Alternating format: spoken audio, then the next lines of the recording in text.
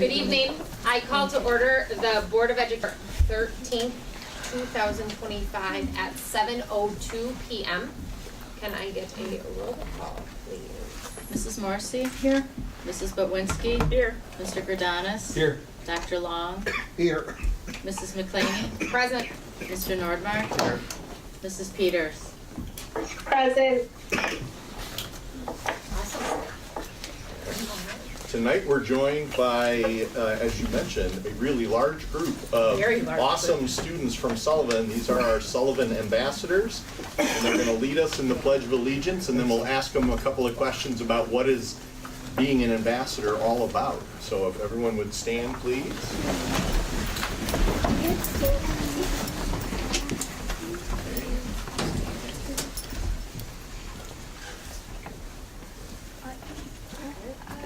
I pledge allegiance to the flag of the United States of America and to the republic for which it stands, one nation, under God, indivisible, with liberty and justice for all. Good job. All right, could we start down here? I think that's everybody. Tell us your name, your grade. We know you're at Sullivan, so just tell us your name and your grade. We'll start. Okay. My name is Evelyn and I'm in 5th grade. My name is Peter and I'm in 5th grade. My name is Emmy and I'm in 5th grade. My name is Joanna and I'm in 4th grade. My name is Carla and I'm in 4th grade. My name is Catalina and I'm in 4th grade. My name is Arohi and I'm in 4th grade. My name is Lucy and I'm in 5th grade. My name is Layla, I'm in 5th grade. My name's Elena and I'm in 4th grade. My name is Chloe and I'm in 4th grade. My name is Vera and I'm in 4th grade. My name's Juliana and I'm in 4th grade. My name is Nolan and I'm in 4th grade. My name is Lucy and I'm in 5th grade. Get everybody who's here. All right, thank you all very much for coming to our meeting. We always like to start our meeting. This is our Board of Education. They run the whole school district, and we meet once a month, and at the beginning of every meeting, we like to have students join us and lead us in the pledge. So thank you for doing that. Can somebody tell us what being a Sullivan ambassador is all about? Being a Sullivan ambassador is about we get to help other people when they need it and we support the school. Okay, does somebody want to say something more? We make our school a better place and we're leaders and role models. Okay, is that what you were going to say? Leaders and role models? You got it. Anybody else want to say something else or different? Go ahead. Can I share about something we're doing right now? I would love for you to share. We just had a ambassador assembly for what our superpowers are, Right? and we just some of the classes already did this. I know my class did, Yeah. but we did the like a hero boost thing where you would write to someone about what their superpower is and what they're good at. So you guys, in this assembly, Miss Mezier runs the whole thing. You don't even say anything ever, right? It's totally run by the teachers? No, Lucy? What? How does it work? Go ahead. We meet on Wednesdays. Sometimes we do, sometimes we don't. And we discuss stuff about our upcoming events at our school and stuff. Do you guys meet during math class? We meet at lunch and recess. Oh, you guys give up your recess for this? Yeah. Wow, that's pretty impressive. Recess is the most important part of the day, I thought. At our assembly, we had 3 groups: videos, posters, and script. And the script people, they said everything. And in the videos, we made superheroes, and we kind of did lessons on how they helped. Yeah, awesome. It was sort of like a skit, and our 5 superheroes were the Super Includer, the Uplifter, the Mighty Model, Captain Connector, and there's one more that I can't remember. Do you remember? Solution seeker. It was Solutions. And we did all of those, and so we did that so we can make everyone in the school one of those heroes and keep everyone kind of. Nice. So you came up with the whole assembly, you ran the thing, you made videos and skits and posters, and now if we walk down Sullivan, we can see a lot of that work, right? It's up in the hallways and stuff. Board members have questions for our ambassadors here? How many of you, this is your very first time being an ambassador? Wow, that's really cool. How do you become an ambassador? Oh my gosh, there's so many of you. You haven't gotten to talk yet, back in the back. Yeah. People, like, you have to write why you want to be an ambassador, and then you do a video, and then in class people like vote for you, and whoever gets the most votes is ambassador. That's kind of how all of us got up here. That's right. Only you didn't make videos, I don't, well, some of you may have. You might have. You might have. Just voting. You might have. Yeah, do you have something to add? Yeah, that was from last year and from this year. For ambassadors, how to vote, we had to so we had to say what our name is, what we want to do for an ambassador, and 3 things why we want to, and then Miss Ferber and Miss Laboda get to choose who are the ambassadors, and most of the class just signed up, and then Miss Ferber or Miss Laboda picks. That's awesome. Some of you have T-shirts on. And can you tell everybody what those T-shirts say and what that means to you? Who hasn't spoken yet? In the back there. So, we all chose. There was a T-shirt survey, so we all chose what our favorite phrase was, and then we all got to sign a paper with our name on it, and then they put that on the T-shirt, so just our ambassador's T-shirt. Oh, so are your signature? We don't see the back. Yeah, it looks like the back of all Oh, we have all your signatures. It's a cake. Hey, that's so cool. That's so cool. How many of you have parent-teacher conferences tonight that you're going to? Yay, exciting. How many of you have gone to the book fair? Yeah, that's a good one. Well, we're so glad that you all could join us. Now, you know what parents love about this event? What do you think parents love to do every time? What do you think? It's short. You got that right. What do you think? Keep on asking questions. What do your parents always do every time you get invited somewhere or they're really proud of you? What is the one Go thing? ahead, what do you think? They always take videos and photos. They want to take all kinds of pictures. So if you wouldn't mind, we're going to have all of you Sullivan ambassadors come stand up here, and the board's going to stand behind you, and we're going to get a nice picture, and any parents who want to come and step up into the front. Some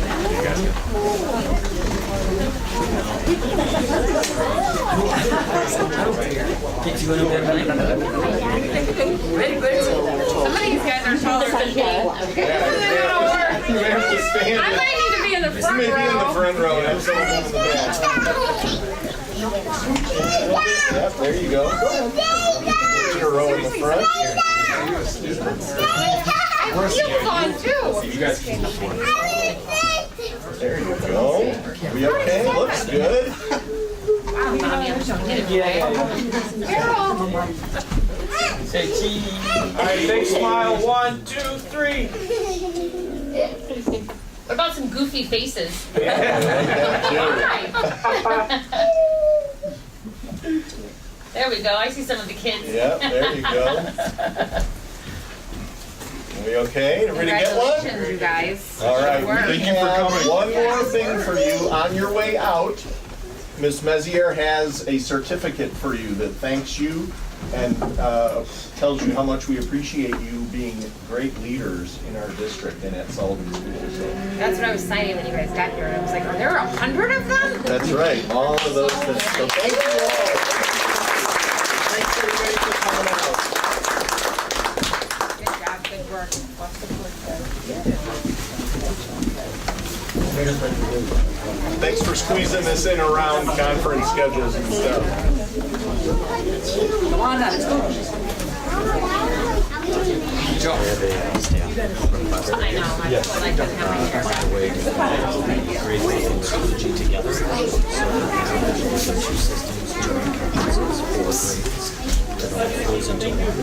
So really starting to work on what I like to call the old school projects.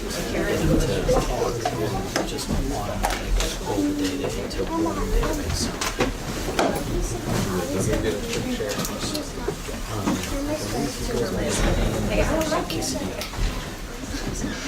All right.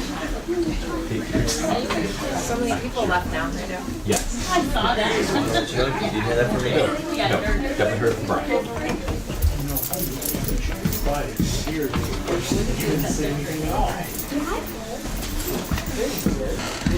I did like two.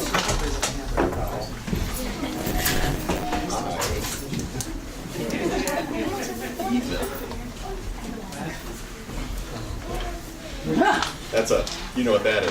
Oh, yeah. I don't like to say it out loud in schools because it just reverberates through the halls for about an hour after. All right, well, here we are. Here we All right. Johnson. At each regular and special open meeting, members of the public and district employees may comment on or ask questions to the Board of Education. If you would like to address the board, please complete the pink form and give it to Mrs. O'Donnell, our recruiting secretary. Anyone? No one? Okay. Communications. So we have a number of communication items that are in the packet, largely because you're previewing them before they will be shared in the school scene and on our website. A couple of these are our reports that we do periodically, starting with our trimester 1 goals update. There are 2 versions in the board packet. The one that's on the website is the summary page, summary document, and there is a link to our interactive strategic plan website that folks can get to if they want to look at all of the specific goals and strategies. But this is something that we do at the end of each trimester just to keep the board apprised of our work. And what you actually see on the board behind you is some of our brainstorming during our leadership team as we reflect on some of the progress we've made in each of our 4 goal areas, some of the things that we've been doing at the buildings and across the district. So that's shared in the packet as well as will be in the school scene and on the website tomorrow. The state of Illinois released their summative designations.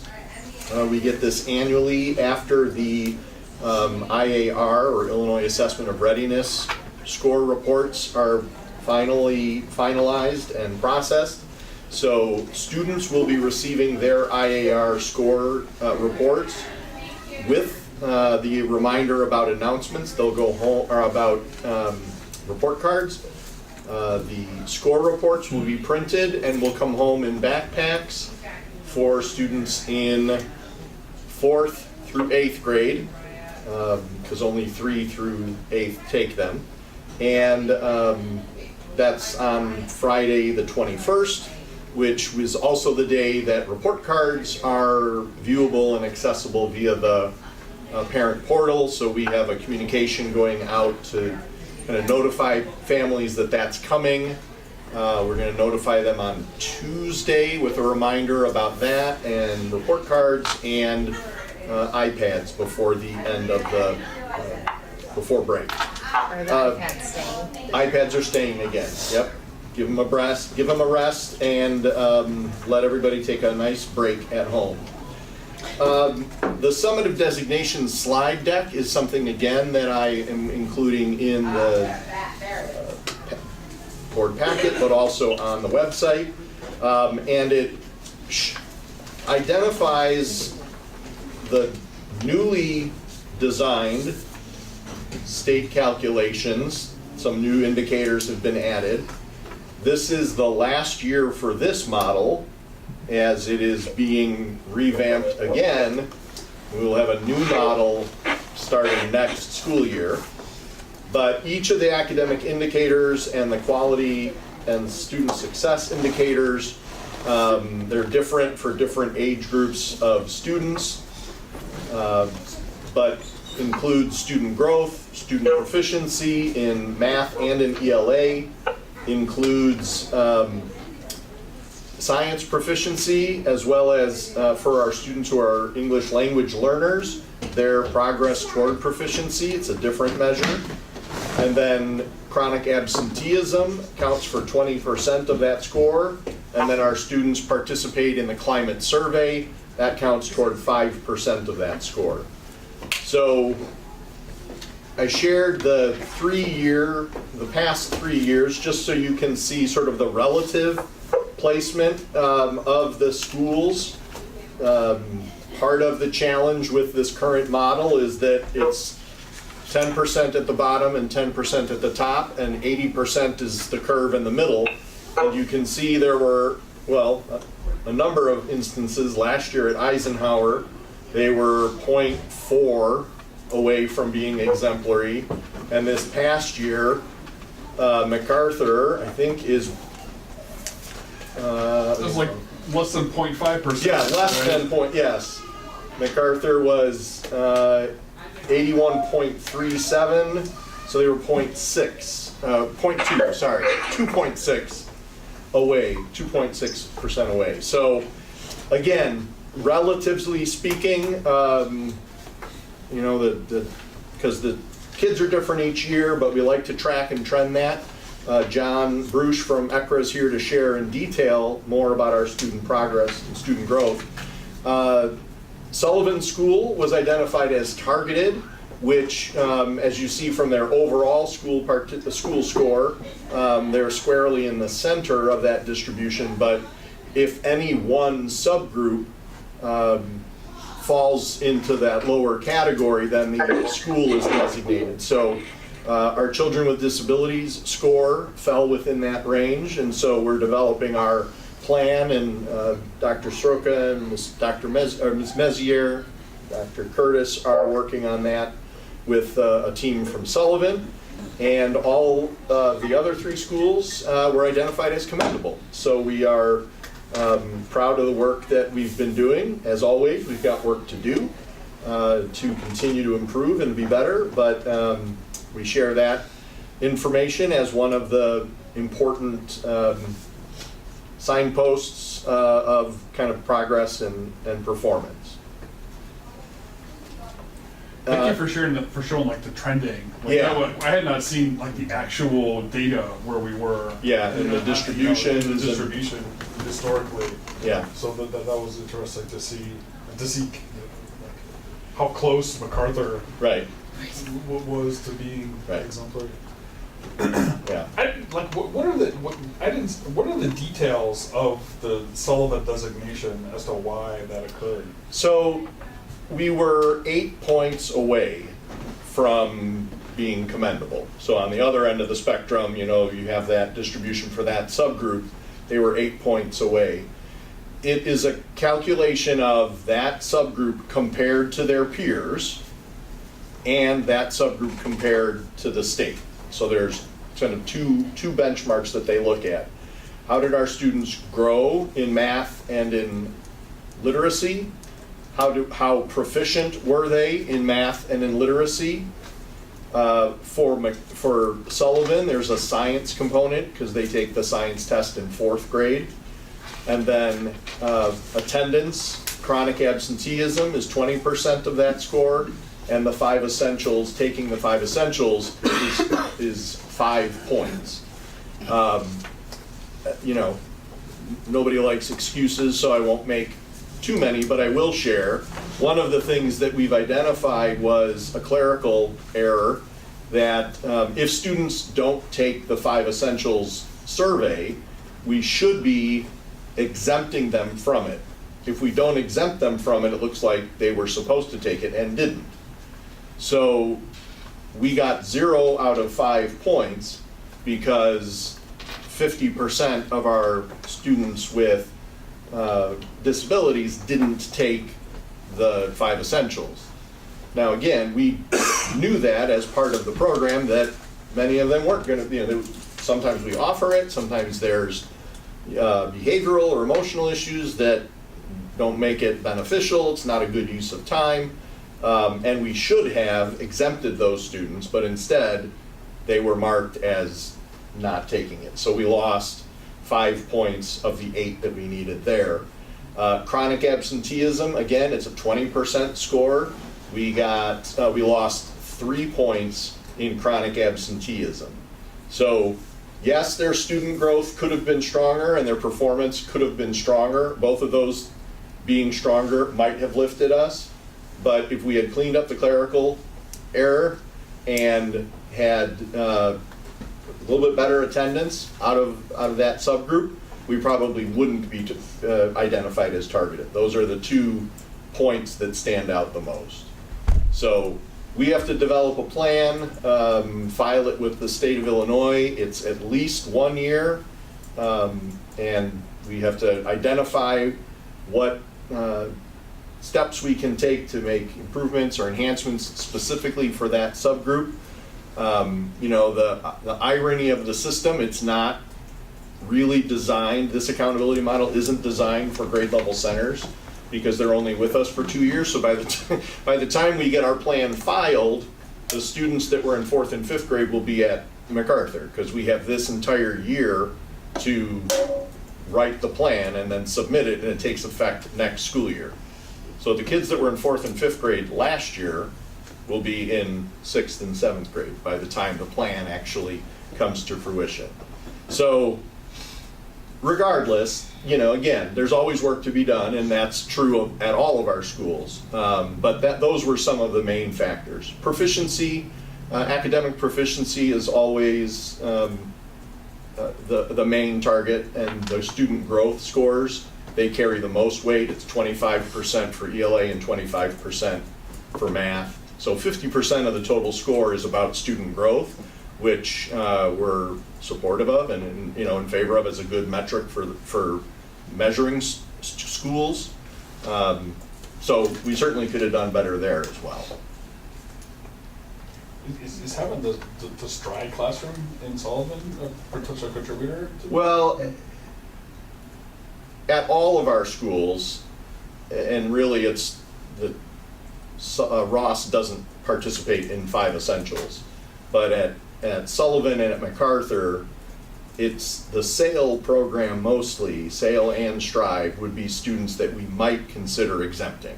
Okay. So yes, by having a program there, we should have seen and said, oh, these guys are exempt because we want to maximize their time while they're with us and not force a survey that they may or may not, be able to, process. So it's not causal, but it's definitely one of the factors. I guess I saw you shake your head, but I was thinking about it more from the perspective of, are we trying to do more in-house, right, than maybe some other districts are, and then you end up getting penalized for it because you don't have as high growth scores? You know what I mean? Potentially, but Yeah. it looks different. Every group of students looks different, Yeah. so, and the students who would have more of an impact are taking an alternative assessment, which isn't in this score. Okay. So, some of those students who are in SAIL take an alternate assessment. They don't take IAR, so they're not even counted in the growth. They're counted in the essentials, the 5 essential survey and the absenteeism, but they're not counted in the. Right. Yeah. But everyone in Stride takes IR, right? Mm-hmm. Mm-hmm. Yeah. So we'll keep you posted as we present that plan. We've got after it's developed this spring, before it's filed, we have to present it to the board, so we'll give you an update on that work, and there's a committee of teachers and support staff from Sullivan as well that are participating in that. Next up, we actually have a moment to celebrate and thank our Board of Education. November the 15th is School Board Member Appreciation Day. And so around the room, we have signed cards from MacArthur, this is Eisenhower, Ross, and then Sullivan. At your place, there is a plant of some kind that is from PHEA. It's lovely. I don't know anything about plants, but it looks lovely. It's a paperweight, maybe? I don't know. It is. It's a paperweight. You have a paperweight. Paperweight at your place. Paper white. There's a card that that Becky has, and we have a quick video to share. Can you pull that up? From again that our PHEA friends pulled together.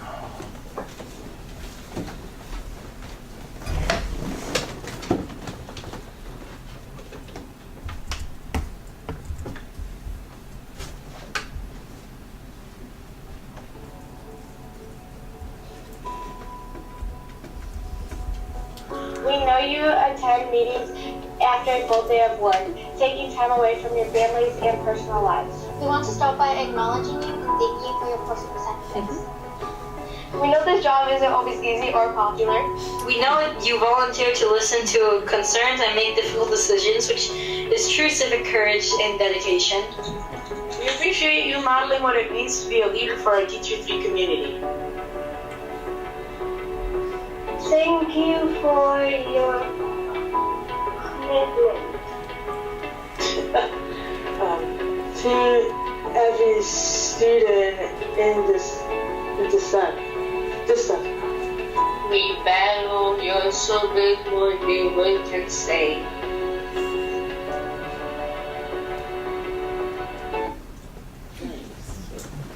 Just a little thing that they pulled together with some of our MAC students.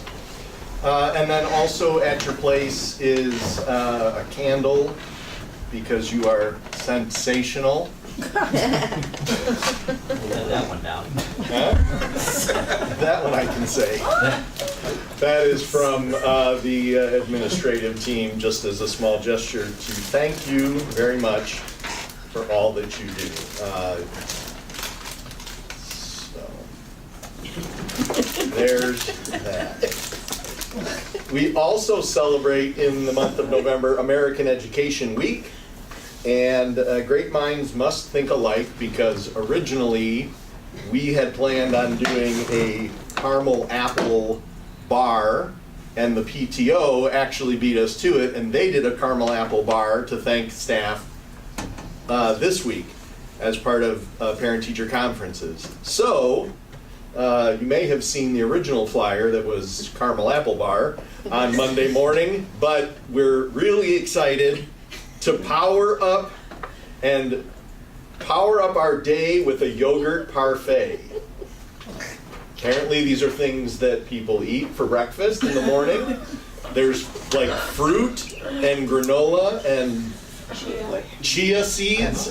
I thought that was only The pet. for a pet, but apparently you can eat them too. It's healthy. From 1984. So we will be providing a little thank you gesture again for our staff on Monday morning. If anyone is available and interested, we'll be setting that up around between 7:30 and 8 o'clock at each of the schools.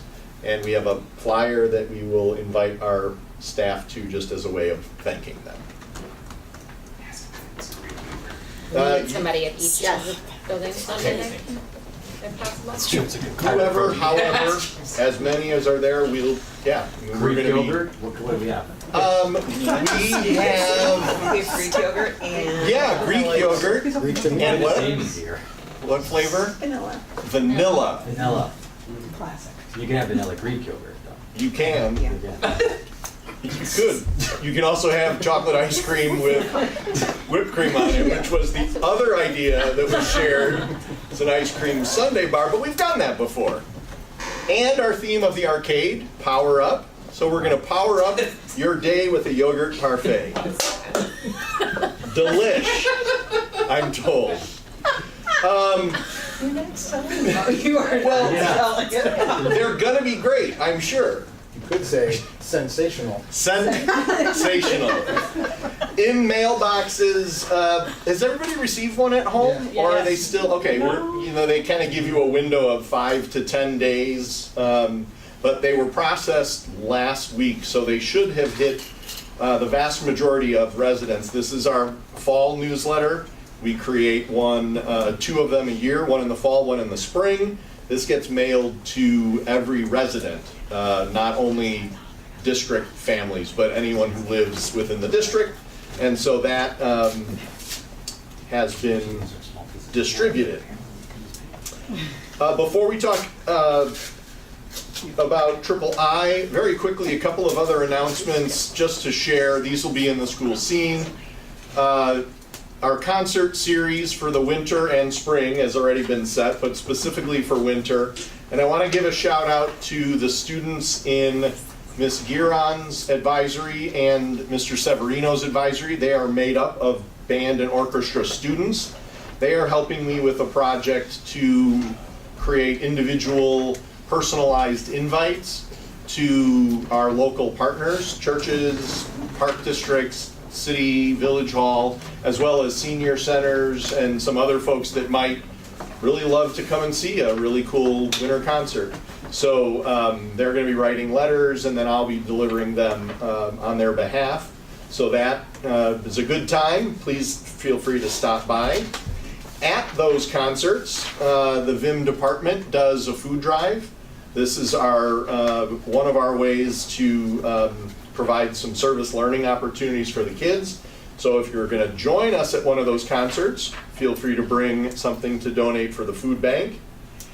And we're in the middle of our holiday giving drive, where we collect gift cards between $10 and $25, and then we distribute those gift cards to District 23 families in need. So that's all We going picked on. one of those up at conferences saying, where do we turn them in? You can turn them in at any of the offices. Yep, and the social work team coordinates that for us. Thank you. Yeah. And lastly, Triple I, at your place, you have your badge, if you're attending, your badge in your packet with our itinerary for the couple of days next week. If you have not yet done so, download that Whova app, and you can build your schedule. There are a number of really good sessions.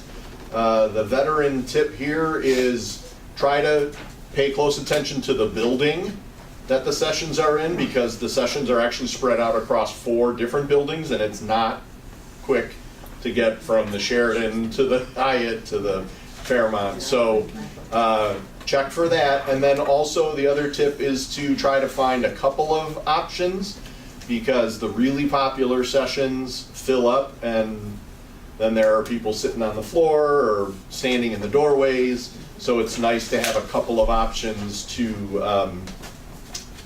have just kind of in the queue in the event that one is booked.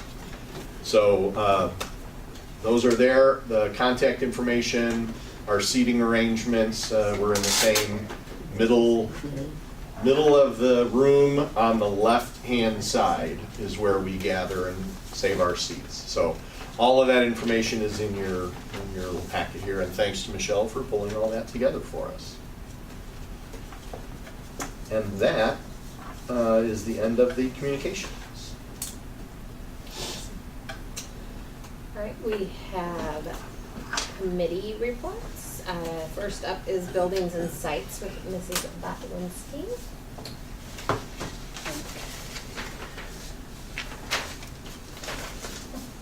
Get my notes here. We had the Building and Sites Committee met last week.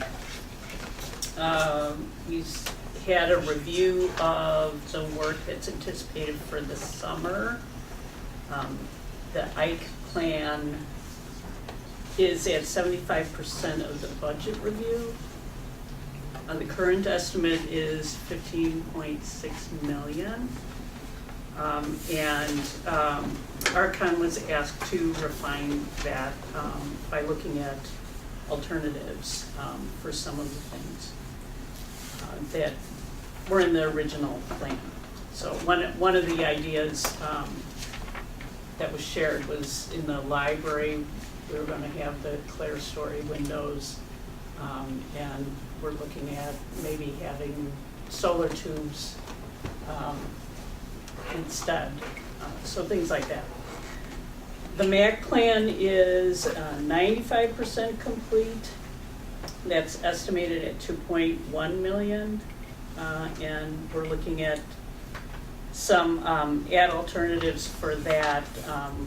One of those being, if you remember, there's a dust collection mechanism outside of, on the south side of MAC, outside where the shop class was.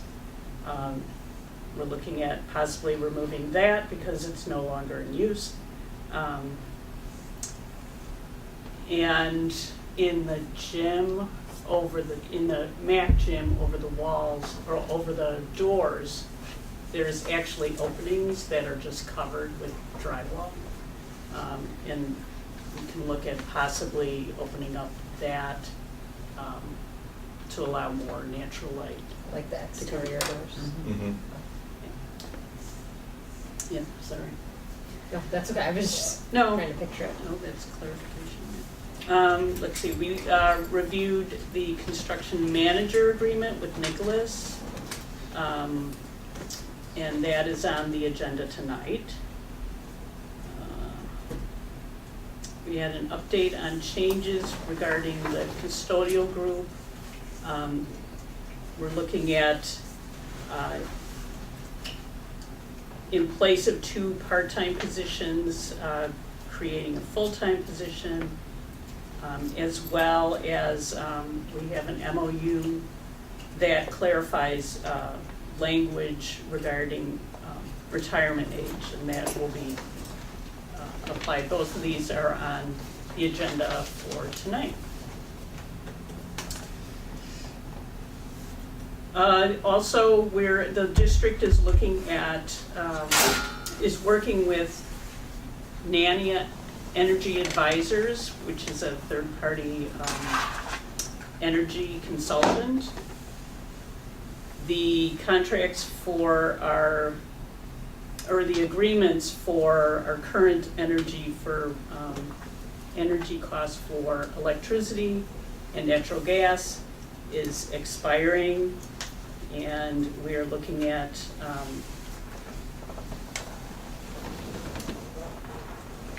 the consultant is looking at options for new agreements, but energy costs just across the board are going up, and it's estimated that we will have a 32% increase of energy costs. It's $35,000. Yeah. So that is expected to be action item for next month. There was a review of there's an expectation of a tree trimming proposal from Davy Tree to do trimming across the district of trees and removing the dead tree that is along Palatine Road over by the frontage road. Are we still waiting for that? It came in, total was just at $5,000, so that's good. Yeah. Are they grinding the stump? I totally take it All right, out. very good. Feel better. It's been dead for a while. Yeah. But you gotta slow down. grind the stump to get Yeah, that stuff cleared right. out. Let's see, the district is in communication also with Prospect Heights regarding completion of sidewalk work at Palatine and Schoenbeck in the corner. Their IDOT is, their landscapers are finishing up at Palatine and Windsor, and the work at our intersection should be complete in the next couple of weeks. Is that gonna interrupt crossing at all? Well, in the it's morning? pretty much done, Doing it? right? Okay, So they added more dirt, they seeded it, and they've tamped it down, but I'm thinking that's as good as it's going to get, I sadly. don't think, we think they're gonna come out and do I think more. they're gonna add like I don't think some they're gonna do any asphalt more. or some concrete, and they're like, yeah, they think they're good. I'm It like, looks like they just put dirt down and like, I think they're done. There's like a sidewalk, it starts and never goes anywhere, it's like, bye. IDOT thinks they're done, so we'll have to take a look at it, yeah. Let's see, and the custodial group is looking at additional cleaning products. The agreement with Pathasands ends in January. So Lisa's group is just looking at alternatives to see if we're gonna change or add or whatever.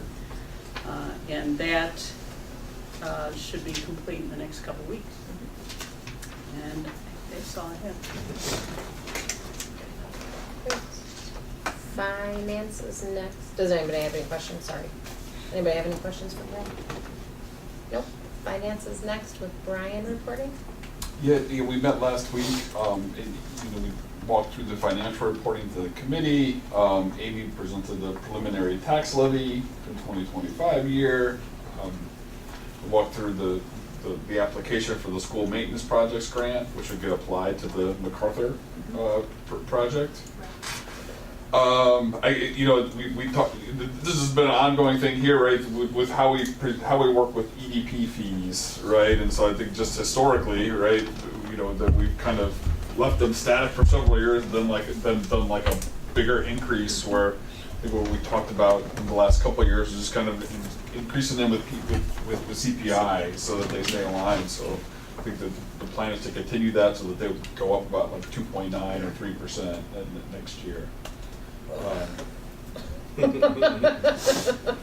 That's right.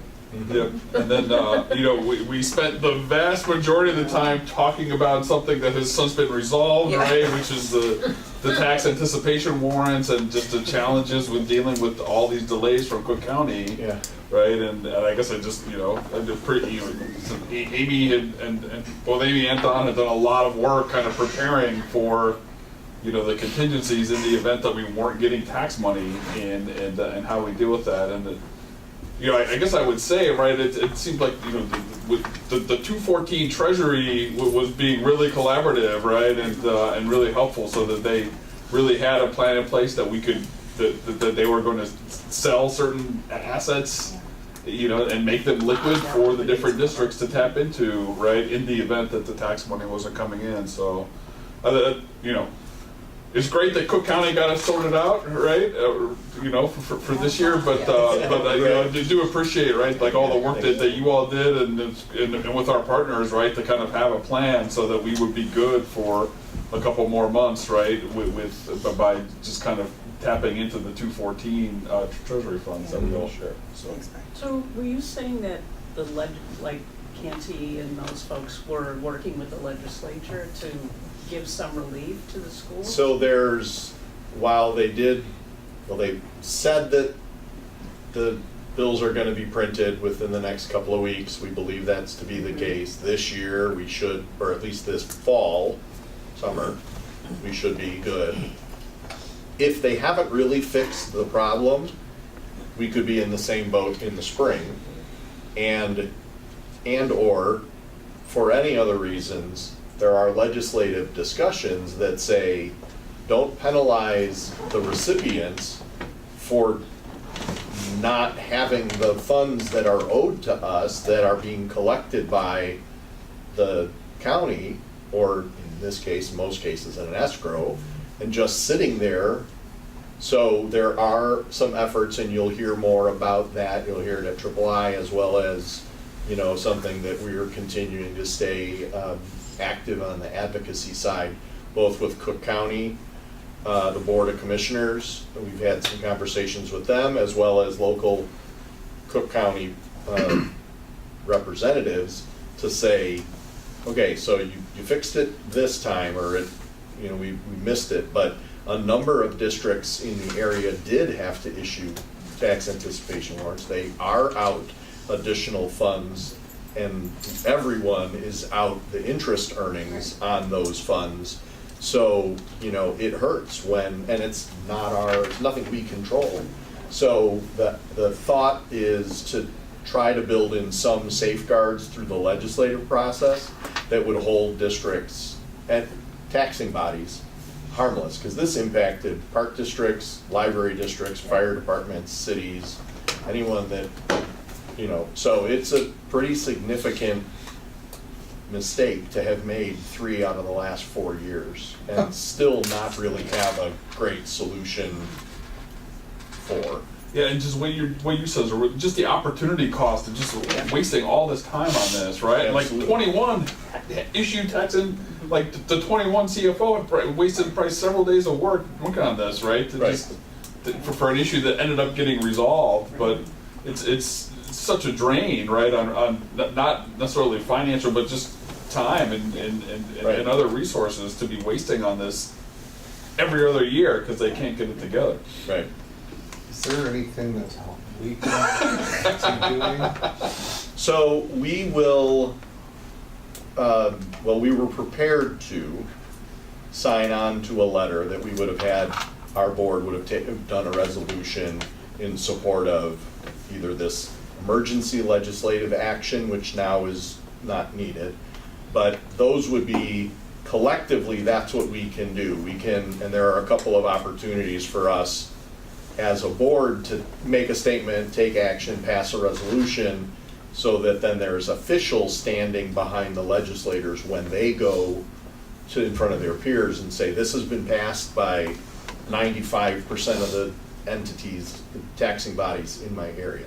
That's one thing we can do. The other thing is, as we have opportunity to have conversations with our local representatives, again, you'll see some of them at III, you'll see some of them at our IASB events.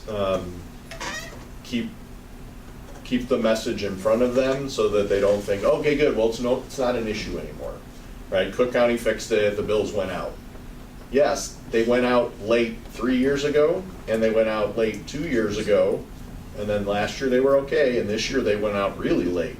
So fix the long-term problem, and it can't just be out of sight, out of mind. So when we have those opportunities to just say, hey, anything you can do to make sure that taxing bodies aren't penalized for not having the revenue that they're due and that is sitting in the bank, but that the Cook County can't figure out how to process the bills. So that was all I had for finance. All right. That was a fun one, yeah. No, that was A good one, thank you. Next up is NSSEO. So, a few things with NSSEO. NSSEO had their Harvest Fest, it's an annual event they have at Slowick at the Sunrise Lake. It was like an overflow. I have never seen so many cars there. It was crazy. So, and I got the chance to see, they've done some improvements, the driveway is slowly getting paved. Patched, yeah. Yes, and they created a whole new entrance for the lodge, where the fireplace is and everything. Because the entryway was pretty rickety, it was old wood, and this ramp that was kind of, I don't know, not very stable. So it's very nice, very stable what they put in there. And they announced that the Winterfest is scheduled for January 31st. So if you want a chance to go and see Slowick, it's a family event. So anybody, January 31st, yes. Before the meeting last week, there was a meeting of the negotiations committee. The teacher's contract is up at the end of this school year. So that was the first meeting, just kind of a get together, just lay some groundwork, they've agreed that they will use interest-based bargaining. There are 3 board members on the committee, from 26 to 14 and 57. Don is representing the operational committee, which we'll talk about later.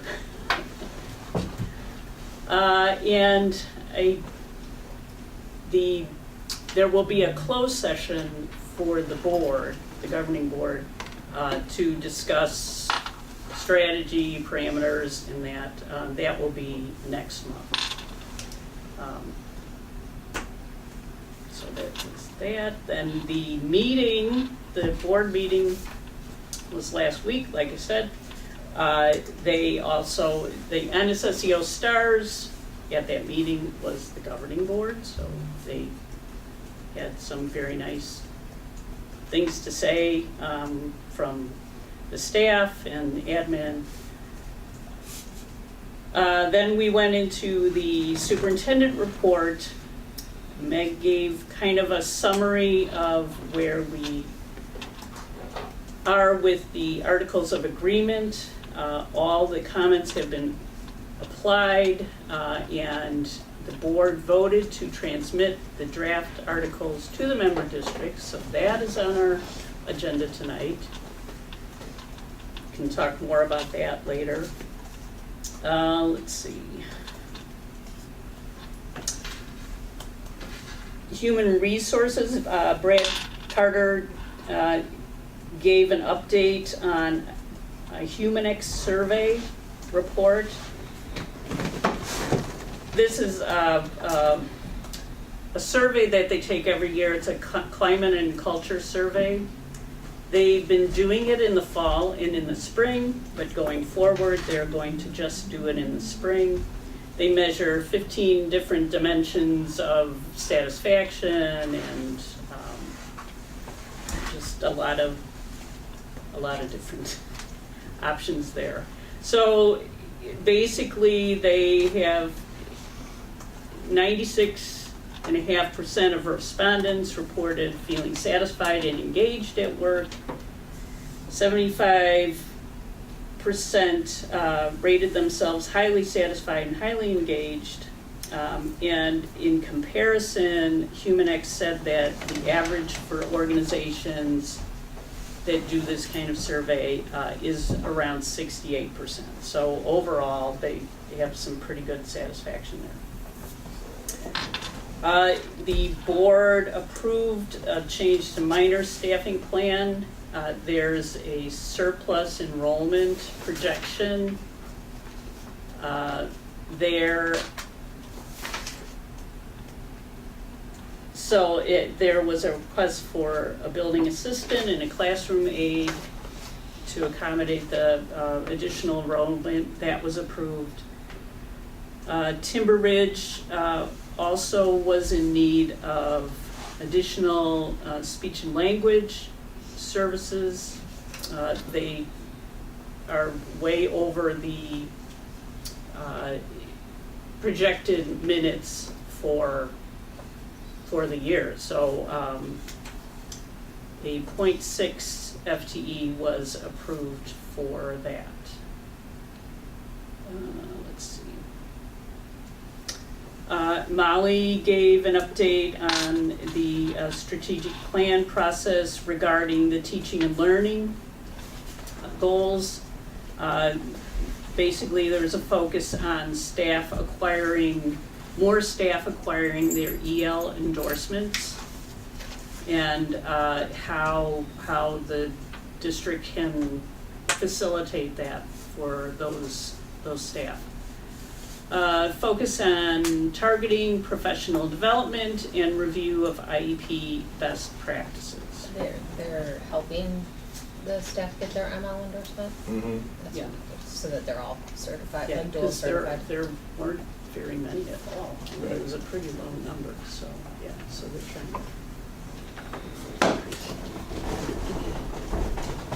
to. In business services, there was a NSSEO has a safety committee that met at the end of October. And the safety committee includes staff and admin from NSSEO, as well as first responders from the various fire departments and police departments in the NSSEO area, and the school resource officer, and I cannot remember his name. Chris, do you remember his name? Yeah, I can't. They have a new fellow. Yeah, he's new. So they reported that all buildings are alarmed now, and there's a new PA system that has been installed. They talked about, they use this group called I Love You Guys, which is like a Company. It's a company, yeah. They work on emergency response strategies. And there was a discussion about reunification drills, which there's been a lot of talk about them, but they've never actually done a drill. And it would be quite an undertaking to do that, but they were saying that they probably need to do that. But and they were talking a lot about how they would prepare for that and do some things in professional development first, or institute days to get staff ready for that.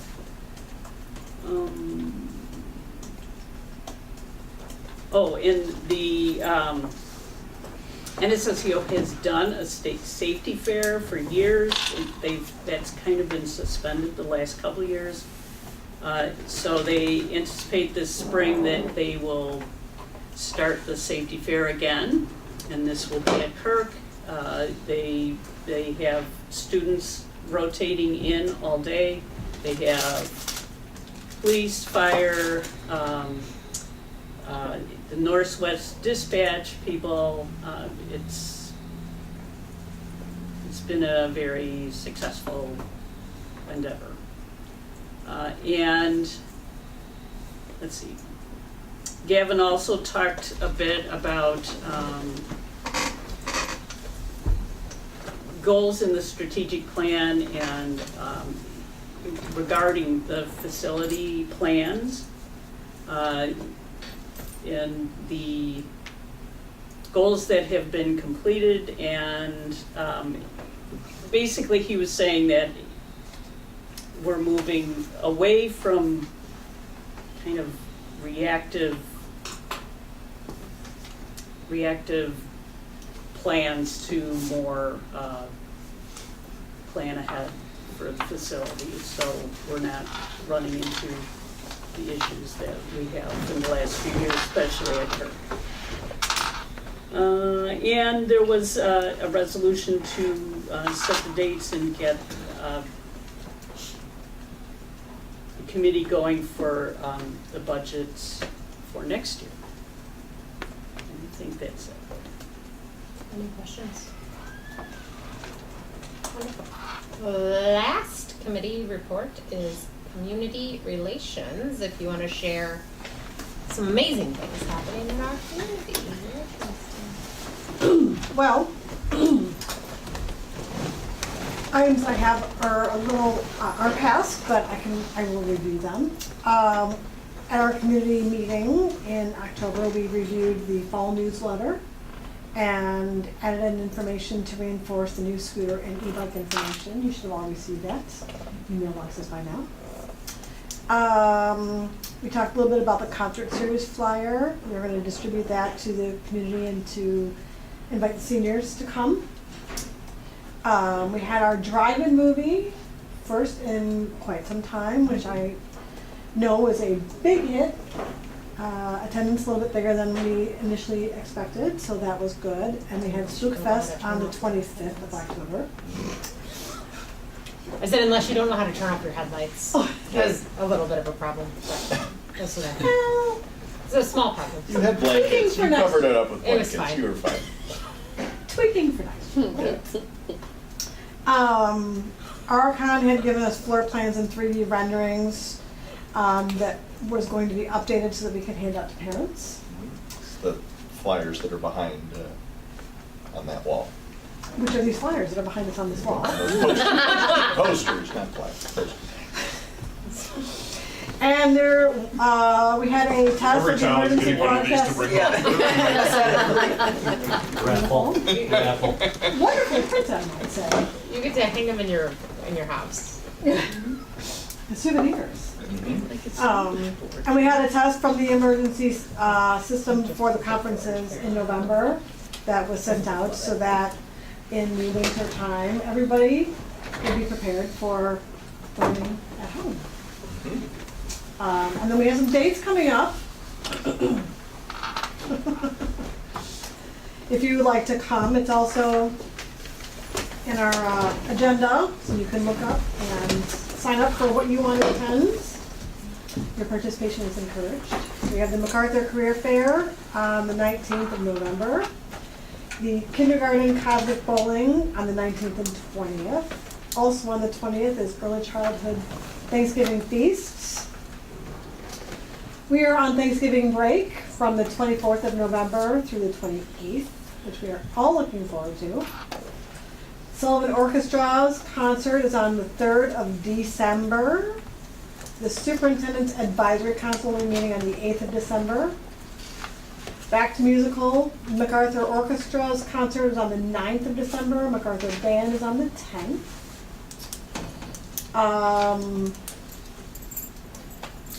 BPAC night? BPAC night is the traditional winter. 11. Yeah, on the 11th at Eisenhower at 6 p.m. 7. 5:30. 5:30. Yep. 5:30. Sullivan Band and Chorus on the 15th of December. Mac Chorus on the 16th. Early Childhood Winter Concert on the 18th. And we have another break, our winter break, at the end of December. Classes go back on the 7th of January. Busy times. Busy times. Any questions? Thank you. Now to the consent agenda. Our consent agenda tonight has the approval of minutes from the regular meeting and executive session on October the 9th, the personnel report for November, and the tuition report.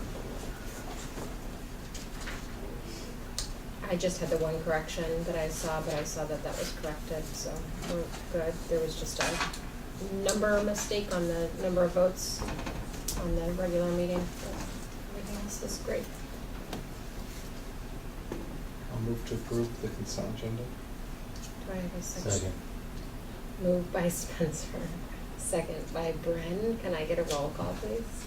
Mrs. Morrissey? Yes. Mrs. Botwinski? Yes. Mr. Gradanis? Yes. Dr. Long? Yes. Mrs. McClaney? Yes. Mr. Nordmark? Yeah. Mrs. Peters? Yes. Motion carries 7-0. That's impressive that you caught a voting mistype in that. Are I don't think you I- It was 100 and something pages long. You really went through with the Are you comb. kidding? It was almost 400 pages. Listen, This is 308. I do not look through like the historical vote counts and make sure they're all correct. That's you know, great it that was you did that. a very clear one because I was moving out of executive session into a back into open, and I knew all 7 of us were here, and it said 5-0, and so okay. like I was like that. I did have to keep going back. I'm like, were we all here? Were we not here? Like I had to. So it was Gotcha. about. I throw those in every month to see. Paying attention. It'd be really funny. She's been doing that for 10 years, and you're You know, I the first one finally to talk got about it. I finally got it. See if you're all paying attention. It was just I don't even know how it caught my eye, but I was like 5. There weren't 5 of us. Like I just. That's incredible. So. All right.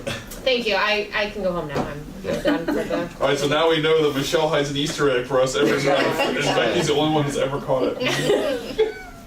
You know. Next up is the financial report. Mary Lynn, you had them this month?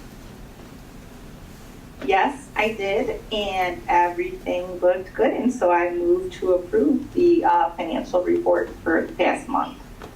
Any second? Second. Moved by Mary Lynn, second by Brian. Could I get a roll call, please? Mrs. Morrissey? Yes. Mrs. Botwinski? Yes. Mr. Gradanis? Yes. Dr. Long? Yes. Mrs. McClaney? Yes. Mr. Nordmark? Yes. Mrs. Peters? Yes. Motion carries 7-0. Now we are on to the superintendent's report. All right, we start this section with a couple of presentations about our student performance and growth. Thank you to John Bruce, who is here, a partner with ECRA Group, who has been a longtime partner for the district. And we will share a presentation. This is our annual presentation that we look at student growth and performance, both in the local and statewide context. So John, thanks very much for your collaboration and for being here tonight. Oh, thanks for having me again. It's always good to be back out at Prospect Heights. And I'll be back out on Monday too, so part-time employee almost. I love it, it's great. So yeah, as Don said, we're gonna go through your normal presentation. We've got a couple of, I think, nice tidbits to help you better understand some of the evolving metrics that are happening at the state. So hopefully tonight you'll get at least a better understanding of where our current state of affairs are with the state assessment system. But as Don previewed, we get a whole new group next year, so that'll be fun. But the nice thing is you all are well positioned to adapt to that very quickly. So today we're going to roll through, like we normally do, our assessment and proficiency. We're going to look at your statewide comparisons on the state report card analysis. We'll look at national comparisons, and then we'll go through the growth, and then we'll give an opportunity for Don to talk about some of the next steps and any questions you might have. Go next one. Okay. So as you're used to seeing, this is a really nice graph that you'll see every year. We've got this for both math and ELA. You'll notice that the proficiency benchmarks are very much a function of policy at the state level, and less a function of what you might consider as at grade level. But that being said, you can see the changes from as assessments changed since 2008 all the way up through today. You'll notice the different assessment systems and some of the different assessment policies that have been put in, from ISAT, when seemingly everybody was making proficiency, to then when they instituted PARCC, then IAR. And then you'll notice this year everyone, both here in Prospect Heights and along with the state, got a bump from the state benchmarks going down. But everybody got a little bump from that. So you'll notice that your bump from those assessment standards being kind of recalibrated statewide in both math and ELA, you'll notice that it went up similar to the state, but honestly just a little bit higher clip than what the state bump was. So that's a nice sign there. And then you'll notice the same thing for ELA, and you'll notice actually a relatively significant change relative to the state there too. But you see that same kind of pattern of state proficiency benchmarks mirroring that of the different state policies as they've evolved over the years. And you'll notice that you had that same bump in ELA that you did in math, but please notice too that the bump that Prospect Heights did relative to the state was a little bit more, which is a good sign. This is the same kind of graph there, but it's by grade level, so it shows how your district did on the new state benchmarks relative to the rest of the state. And you'll notice that grade by grade pretty significantly outperforms. Those bubbles at fourth grade look closer than they are, so it's sort of like objects in your mirror are a little closer. They're not quite as close, and it also speaks to how the big disparity between the how your district is doing, how Prospect Heights is doing relative to the rest of the state, which is a really good sign. And you'll notice the same thing for IAR ELA. Again, fourth grade seems to be that same grade. I will say, Don, if you want to go back to the previous slide, just to notice a couple things with math. The IAR ELA, not to spoil too much of the upcoming slides, but you'll notice that what you'll see in math is a general trend in mathematics that from third grade to eighth grade, because of the new state benchmarks, there appears to be just a downward trend. But I will say Prospect Heights does not mirror that trend, which is a good thing, meaning the benchmarks are more difficult as students progress through the system. The nice thing for you is you actually hold steady. So in other words, You see a change in the benchmark from 3rd to 4th grade. There's a drop. You see it at the state as well. But then 5th, 6th, 7th, and 8th grade, those standards from a national perspective, from a national rigor, from a percentile standpoint, are actually become significantly more significantly more difficult. And you'll see your percent meeting benchmark across the board actually holds very stable, which is not easy to do. Spoiling some of the other ones. Again, your ELA, IAR, again, very similar to what you saw previously with math.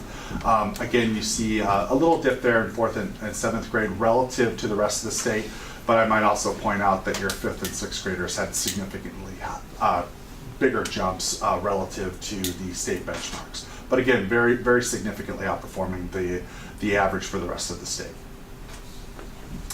This is, these are new slides for you this year to kind of hopefully help you understand a little better the new state benchmarks. And so what you see on the top there is the old state benchmark in terms of what was the national percentile that those ISB benchmarks sat at. So you'll notice the old benchmarks for mathematics ranged anywhere from about the 68 to the, what is that, the 73rd percentile, 76th percentile.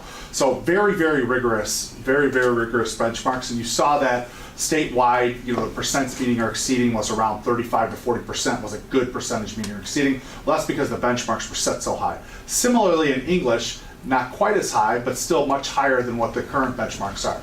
Then you look at the solid graphs below them, and you'll notice that the benchmarks in ELA for this year range from about the what was that, about the 46 to the 48 to the 48th percentile. Okay, and so that's a significant. So in other words, what that means is those benchmarks are very stable relative to the rest of the across the board when they're going through in terms of a national percentile. Now, the math benchmarks, you'll notice in that solid blue line, they start at about the 56th percentile and go all the way up. That last one is not you, that's the ACT, but the last one goes all the way up to the 69th percentile, or very close to what the previous benchmarks were. So going to the next slide, what does that mean? Is that for ELA and math, you'll notice for ELA, the old benchmarks, you'll see for ELA are kind of relatively stable, and then everybody got that bump. So that left side is the old benchmarks and then the new benchmarks, and you'll notice it's pretty stable across the board. However, in math, you'll notice on the right side, those are the old benchmarks on the left blue. They were kind of, because it was all 750, you see kind of a stable line running across. If you drew a line, it's kind of pretty stable there. But notice the graph on the right. You'll see those easier benchmarks in 3rd grade from a national percentile rigor standpoint, going down to 8th grade. So you see that trend all going down from grades 3 through 8. No, that does not mean the students are getting worse at math. It means the rigor level of the benchmark continues to go up at an increasing rate. And that was what that previous slide showed. But it's interesting to keep in context that your ELA scores you would expect to be relatively stable, which they are in the district. However, you would also expect that your math scores would go down year over year in terms of percent meeting benchmark, which they do not. So that is a good trend to buck relative to the rest of the state. But that graph on the far right is the actual state data. So that's what we're seeing statewide. So that is not what you see here in Prospect Heights, but that is what the data shows statewide. I'll just pause here because this is, oh, we got to put the next slide in, Tom. Next slide. So the state benchmarks are sort of like a runner with the different national percentiles. A runner having to jump over different hurdles at each interval of the hurdle. So, by the way, I do need to give credit. This is Don's slide, and by the way, we have borrowed this at Eckerd too. So we got it right before he trademarked it. Yeah.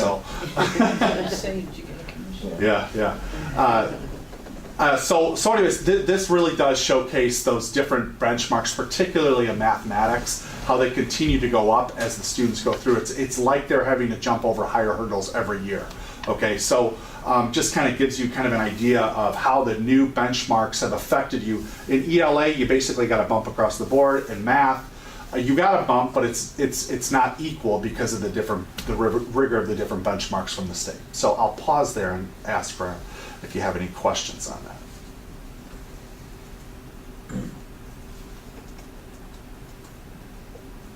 Nope. Okay, great. Well, then we'll go on to the next one. So the next one, this gives. So what we did at ECRA is we did a retroactive. We were able, because we have your data for the last million years, just about.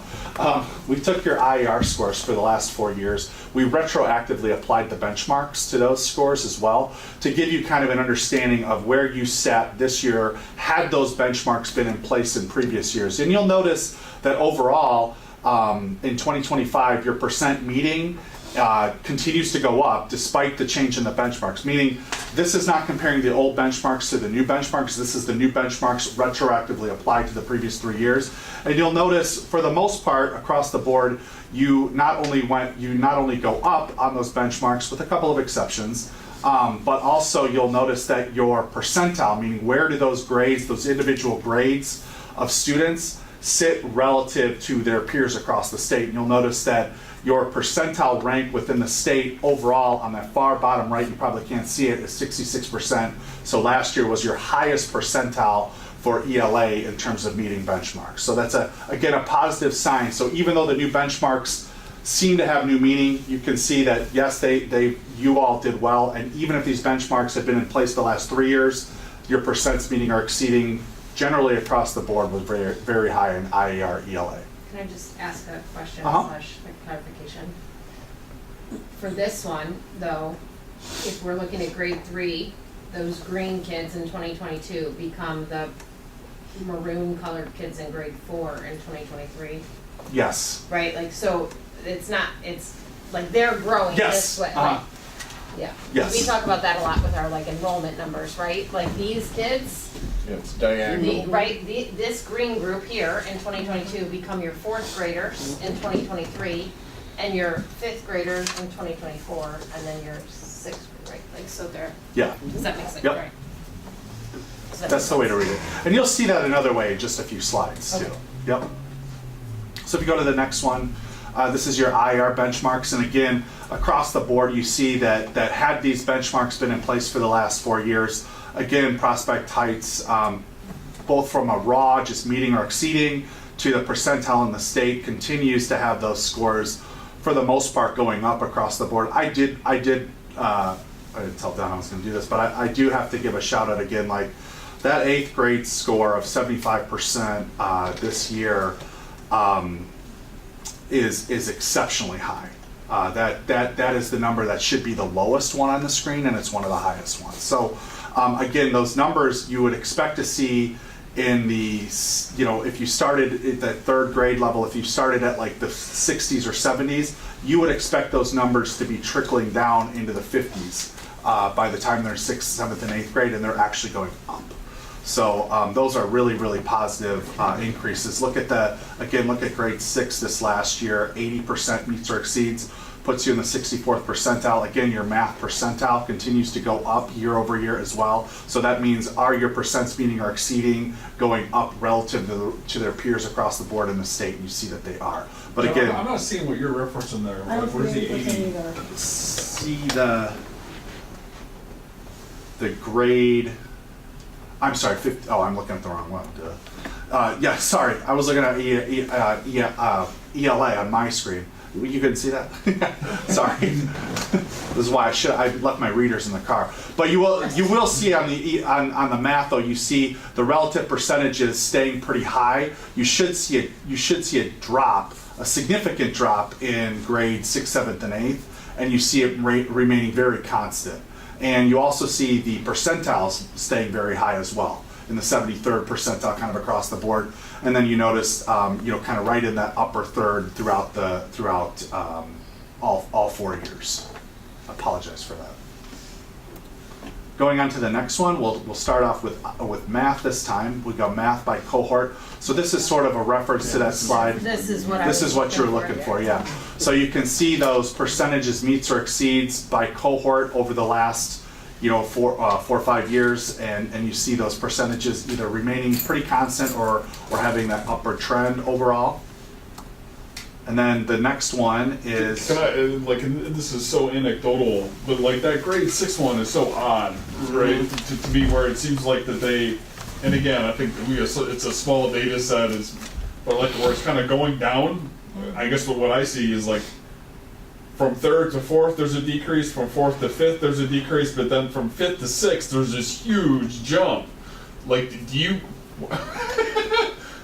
is there anything in your head that you look at and say like, that as a clear explanation for that? I Or go, a single factor? thank goodness it didn't go down again. Right, yeah. Looking for a But like the grade 7 and grade 8s make more sense to me, right? As there can, to kind of see this steady trend of improvement. Yeah. But it's, I get just the Something grade. about that Yeah, grade like there's something about that grade 6 cohort that just looks odd, Yeah. right, relative to the others. Yeah. They're also our biggest, because those are our current 7th graders. That's our biggest grade right now too, right? And Correct. That's our largest grade, Most variability, yeah. right? So you do have the, Okay. So that might be the Nordmark kids. yeah. Gotta blame somebody. So they're, the, they're skewing us upward. The next graph just shows where you're at currently, but then also gives a projection. So based on where your kids are, what's typical growth, this is sort of layering on growth into the projections, and you can get a kind of a reasonable snapshot of where each one of these cohorts is projected to be this year. So this is kind of a new feature that we're showing here. And projected just about in all cases to go up. And what that provides us in terms of data is we can actually drill down to see what we would consider sort of kids that are on the bubble that are within that band that maybe they're projected to go down a little bit, maybe they're projected to go up a little bit. Those are the ones that we really have to make sure we spend extra time so that their projections improve over time. And the tool that we get from ECRA allows us to really kind of say, who are the kids and what are the additional supports or resources that they need, so that we're able to reach out both at the classroom level or through intervention level to help that targeted group not slip. And that work is being done here, I will say, like I've sat through it, and your building leaders and instructional coaches have used this to set goals and target students. So that's exciting work. Exciting for us is in a data world, at least. Again, this is the same. This is these 6th graders. Right? Yeah. Look at that. That's Crushing it. crazy. This is the same thing for IER ELA. You can see it by cohort, and then if you go to the next slide, you'll also see the projections for those.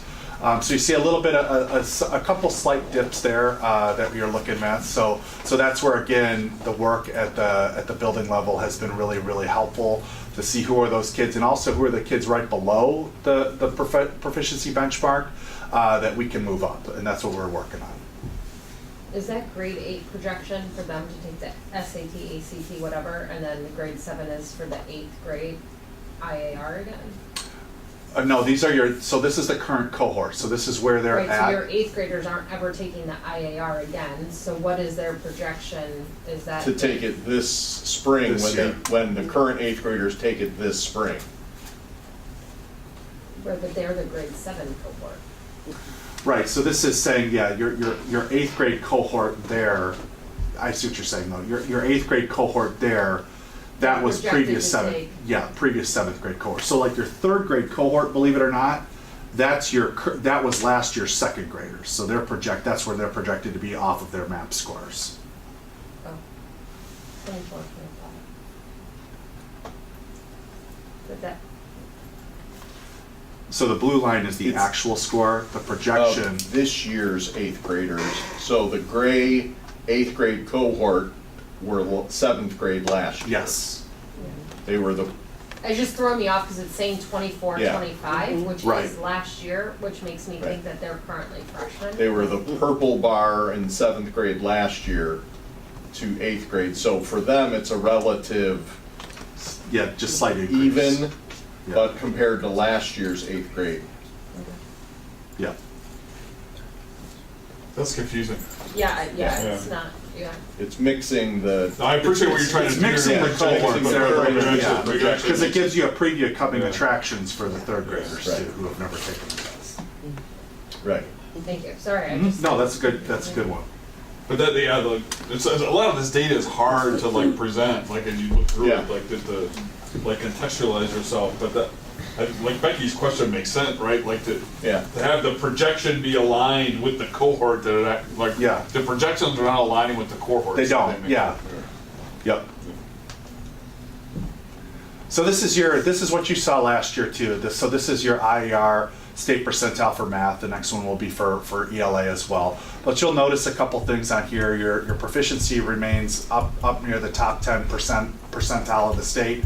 Your growth is in the top quartile, and then you've got your percent meeting or exceeding in each building from 24 to 25, and then also what is their relative percentile numbers as well. So meaning, where does that building, that percent meeting or exceeding sit relative to the rest of the state? And again, overall very strong.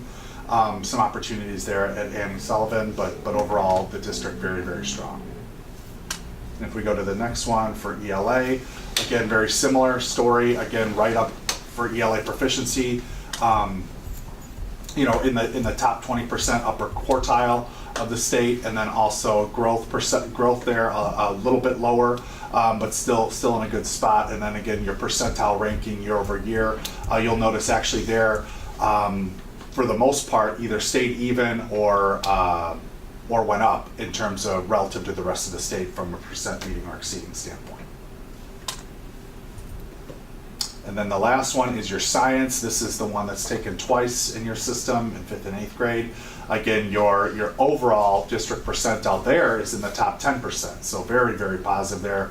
Not just from a raw value of, so this is one of those interesting ones too. If you look at it, your overall percentage meets or exceeds actually went down by nearly 5%, but overall relative to the rest of the state, you outperform the rest of the state. So that's why the overall meets or exceeds sometimes doesn't give you much of a context, but overall it puts you in the top 10% of the state for science meeting or exceeding. So that's a very positive.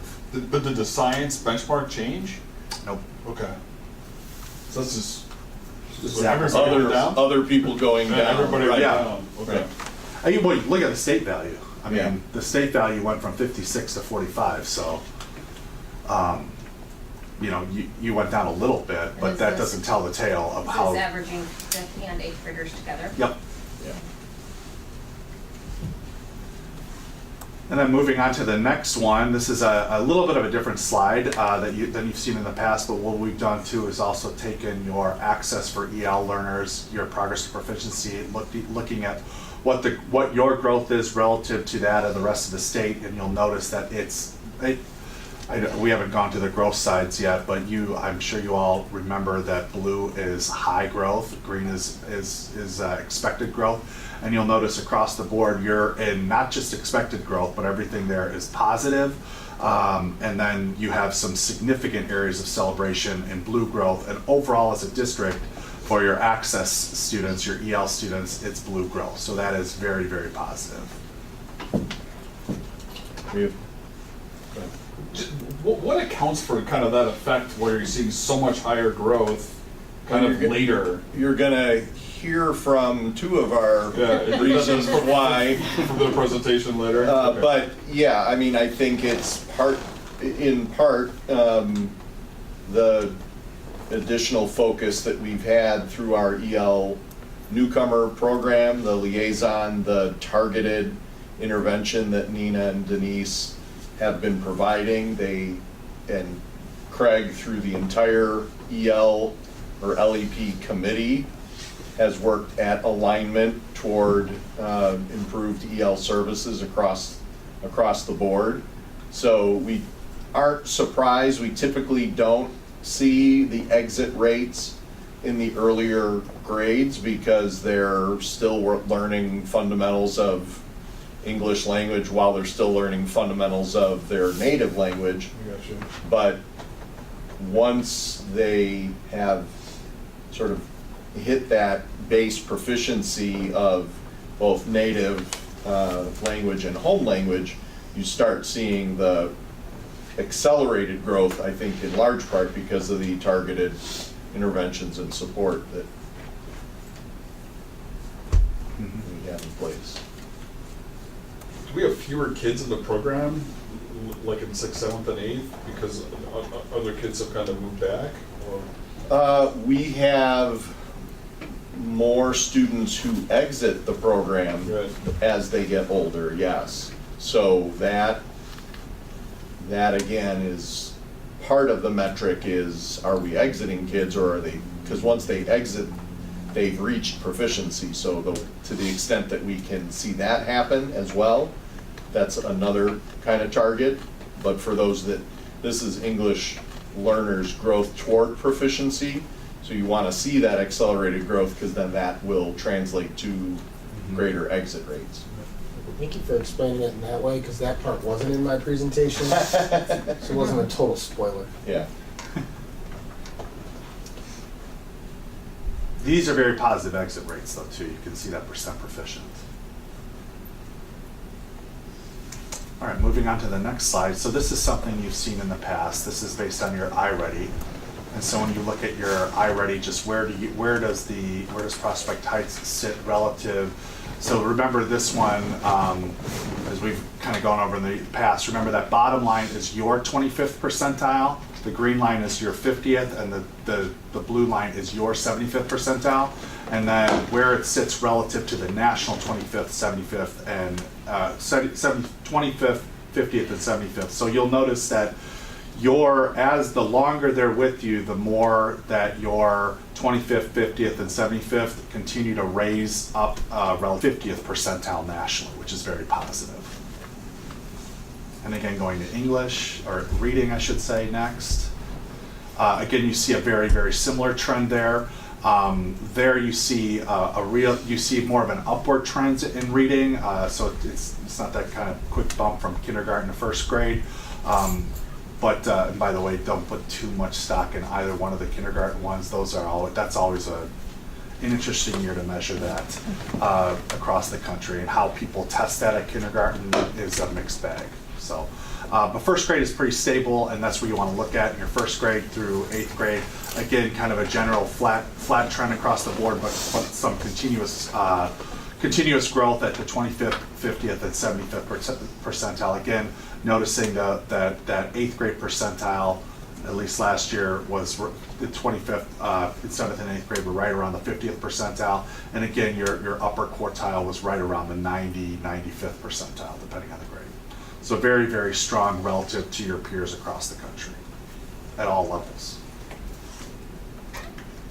Okay, the next part we'll kind of reframe and we'll look at growth. So we'll just refresh your memory on how we measure this. So remember at ECRA, every student gets a personalized projection based on their past history and what is typical for Prospect Heights 23. That's layered on, and every student gets a personalized projection. And then going to the next slide, you'll notice that then throughout the year, their actual performance is measured against their projection in an effect size. So what we're looking for, although this slide I gotta have our people switch this because I hate that it's negative, you know. But ultimately, like what they're looking at is what's your actual performance at each interval of testing for iReady, and then finally for IER as well. And are the students on pace to meet or beat their projection? If they're not, then what are their instructional needs? So when we go to the next slide, it's that growth effect size is measured as higher than, expected, low, and unsatisfactory. And so that's sort of what we do is we take that for every individual student. We are able to do that for groups of students, and then for the building and for the entire district. And so that's what you're about to see is some of the results for your aggregates and then also for your groups of students. So overall, in ELA and math, this is combining both of them together. Just to be clear, this is the overall growth, taking all of the metrics into account. You'll notice that negative 0.04, don't read too much into that. That means they were right on pace overall. That 0.0, remember, is as expected. So 0.0 is you grew as expected. That didn't mean there was no growth. It meant you grew as is typical. And then again, you'll notice the buildings overall were kind of, for the most part, as expected, with the expectation of Ross was just slightly below. And then the next one is mathematics.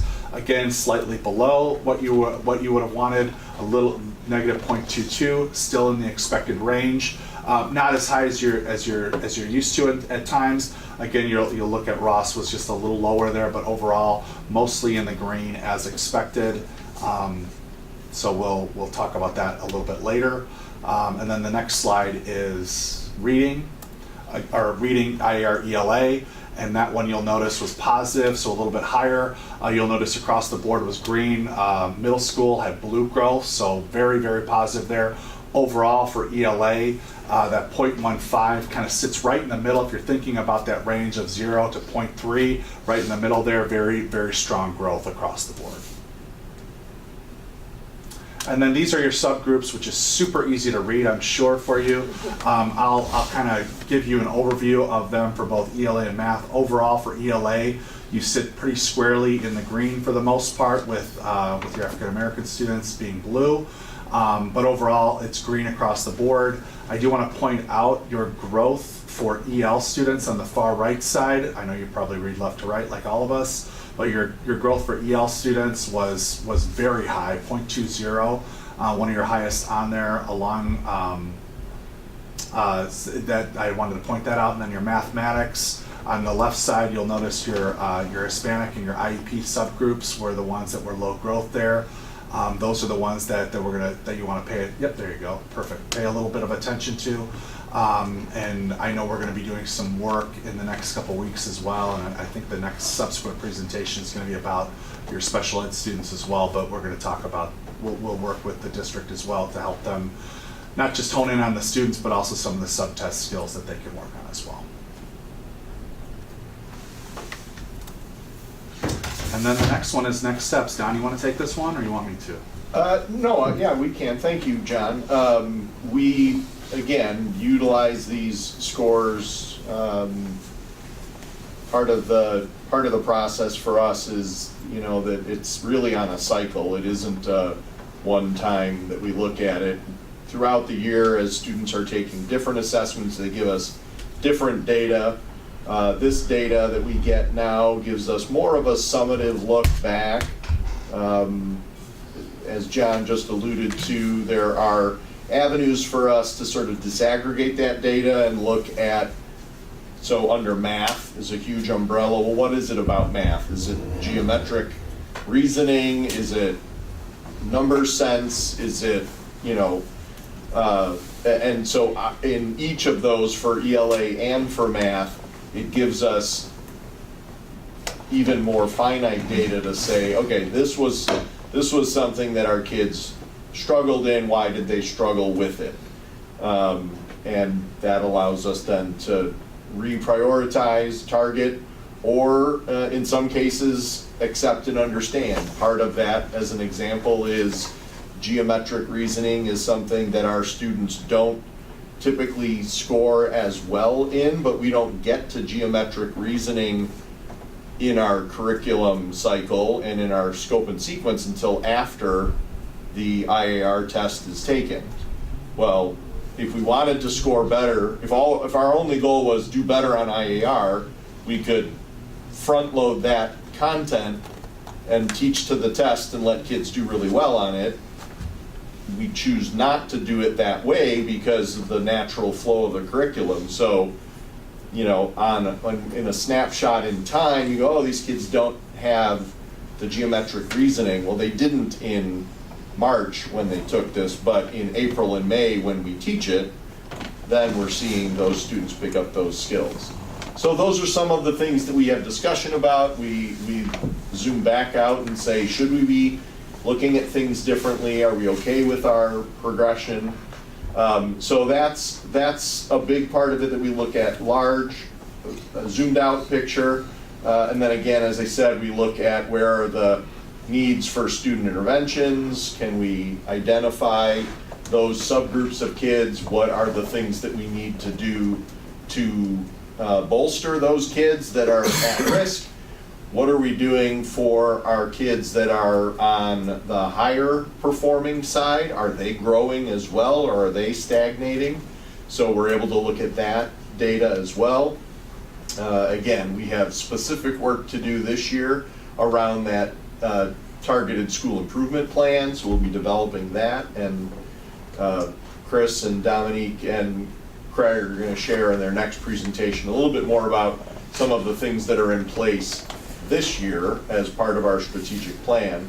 And then the last piece is to answer your question, what are we doing that's proven to be really successful with our EL students, and how do we continue to support that high level of growth. So we'll be using that data to inform both our strategic plan that they'll present on next.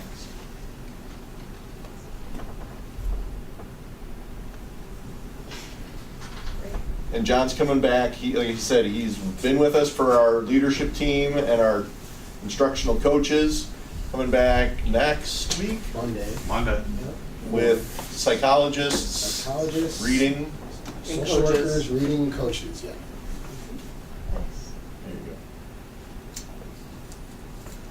Thank you very much. Yeah. Oh, thank you. Thank you. Any other questions? Yeah, another presentation. All right. Thank you all. Thank you. Good to see you. Thank you. Yep. Thank you. Thanks, guys. See you Monday. Yes. So we do this sort of back to back. That's the data. And now sort of what are the programs and services that we have. The presentation that's in the board packet has access to all of the slides. We only have like, I think 14, right? For tonight. Did you count for us? Well, I mean, when you look at the whole thing, it's like 80 slides, but No, it's 40, but it's yeah, 40. It's a lot. But it does have some of the background slides that have been presented in previous years. So we like to keep that in there as reference. We like to keep it to just double check. But I thank our team for their work in preparing for this, as well as the successes that we've seen. So. All right, so tonight we're just gonna go through our programs and services. Our presentation's a little different this year. In the past, they're still in the presentation, so you have all the information. At the same time, in the past, we've kind of outlined qualifications for our services, as well as what's a part of all those services. This year, we wanted to change that up a bit, and what we're gonna highlight today here at our board presentation is more so what has changed, what are the improvements, and what are we currently working on. So that's what we're going to present to you tonight. So on our agenda tonight, we're going to talk about MTSS, which is our multi-tiered systems of support. Then we're going to go into early childhood programming. Chris is going to talk a little bit about that. Then we're going to highlight our student services. Some of you know that as special education. That's our specialized programming, and Dominique is going to talk about that. Then Nina and Denise and I are going to team up to talk about our multilingual programming, and then we'll close things out. We'll all team up to talk about coaching services. So I'll kick things off with multi-tiered systems of support. So the first thing with this, you could go ahead to the next slide. So the first thing with this is a big change this year. As Don was just talking about, we have systems in place in all of our schools. So multi-tiered systems of support is basically our way of supporting students, all students at the Tier 1, Tier 2, and Tier 3 level in all of our schools. So we're talking about Tier 1 is all of our students, things that we provide for all of our students. We've talked about this in the past. Tier 2 then takes that to a more strategic level, and Tier 3 is even fewer students at an even more strategic level. So, as Don mentioned, we've been working on refining that process, I would say probably over the last 6-7 years. And, just to build on what he was saying, I believe it was in number 1 of the next steps, but we have specific guidelines in place at each of our buildings. We have a process that starts with, after our benchmarking 3 times a year, in the fall, winter, and spring. Each of our school teams has meetings. The first one is a school-wide meeting to go over that data. Then we break it down, and our MTSS teams at the building level go over the data of students, make sure that they're in the right places, receiving the supports they need. And then also along the way, there are monthly reading, math, and then behavior and social emotional support meetings to make sure that those students are receiving the services, making growth in those services, or do we need to switch those services up? So we have the regular supports we needed to make sure that they're meeting that growth. This year, we moved away from those things a bit. The first thing we're focusing on is the building-based implementation. So instead of having our typical multi-tiered systems of support district-wide meeting, we've moved that to the building level. We've taken the committee members and now they're having those separate meetings at the building level and continuing those same things we were working on, but at a smaller level of the building, because they're the ones that really need to make it work. At the same time, while I said we're moving away from the district level, I'm going to talk about that in a second.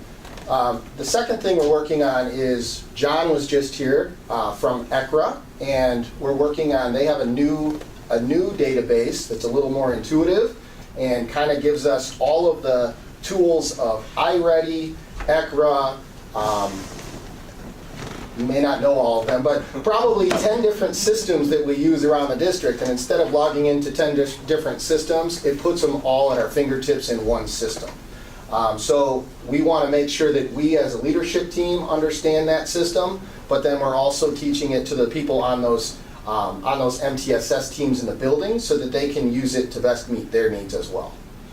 And then the third one, I mentioned we don't have an official MTSS committee at the district level this year, but what we've done is we've taken those committee members and we're working on our adoption for our SEL curriculum and also our Tier 2 and Tier 3 supports, which when we look at behavior and social emotional needs will also be adopted through that SEL curriculum.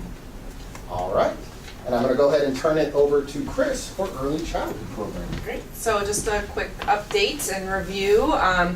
We offer early childhood services in District 23 for our 3, 4, and 5-year-olds. However, we are not a community-based preschool program, so we are not open to everyone in the community. So that people sometimes forget about that. We provide special education services for students who qualify at that age level.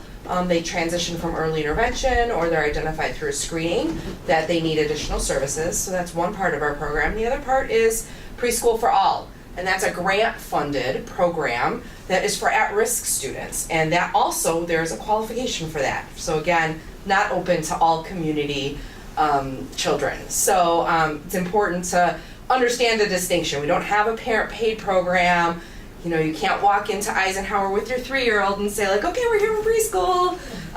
That we don't do that. So anyway, but this year in preschool, let's go to the next slide. Our focus is around implementing Teaching Strategies Gold, which is our assessment tool that's aligned to the Creative Curriculum, which we adopted last year. And we're also working on supporting the instruction of our most complex students with really complex disabilities. And we're doing that through coaching and also through an assessment called the VB-MAP. And then the other thing that we're really focused on this year is developing an inclusion guidance document to focus on, we have blended classrooms, which have our at-risk and some IEP students, but we also have some smaller special education classrooms. We're really focused on trying to give those students more opportunities with their peers in those blended classrooms. So we're working on a guidance document to help teams to have those conversations around what kids can do. So that's what we're doing this year in early childhood. Then we thought we would share some pictures of the kiddos in action from around the district and in our programs, so you can see a little bit of everything from our youngest learners all the way through middle school. There's a cooking activity going on in one of those pictures, and I think some community-based instruction as well. And this is how we support our kiddos in the district. We support most of our students with IEPs within the resource setting. However, we do also have self-contained programming, so it's our SAIL program. And then Strive, which we talked about a little bit earlier, kind of floats amongst three of the placement options. Some kiddos may be very self-contained, while others have more and more opportunities in their general education classroom as they work through the systems that are in place in that program. So this year in special education, these are some of the things that we are working on. We are beginning to explore some best practices with special education service delivery models. We're continuing to support the instruction and engagement of our students with complex disabilities in our self-contained programs, and we're doing that through a bunch of professional development and our coaches. We are continuing to foster student voice in student-led IEP meetings and transition meetings. We're continuing to expand that. We did that a lot with our transition meetings with our 8th graders going into high school, and we want to make sure that that is being incorporated district-wide. And then we are developing an ESP mentoring program to be able to support our paraprofessionals and make sure that their professional learning needs are being met and are consistent across buildings. And then we are continuing to refine our IEP process, which is through Key to Ed facilitated IEP, in order to increase that parent partnership. All right, next up we're going to talk a little bit about our multilingual programming, and I'm going to go ahead and introduce a couple of the people that are highly responsible for the great multilingual progress that you saw in the data earlier. We have, you want to introduce yourselves? You want me to do it? I'm Nina Spinos.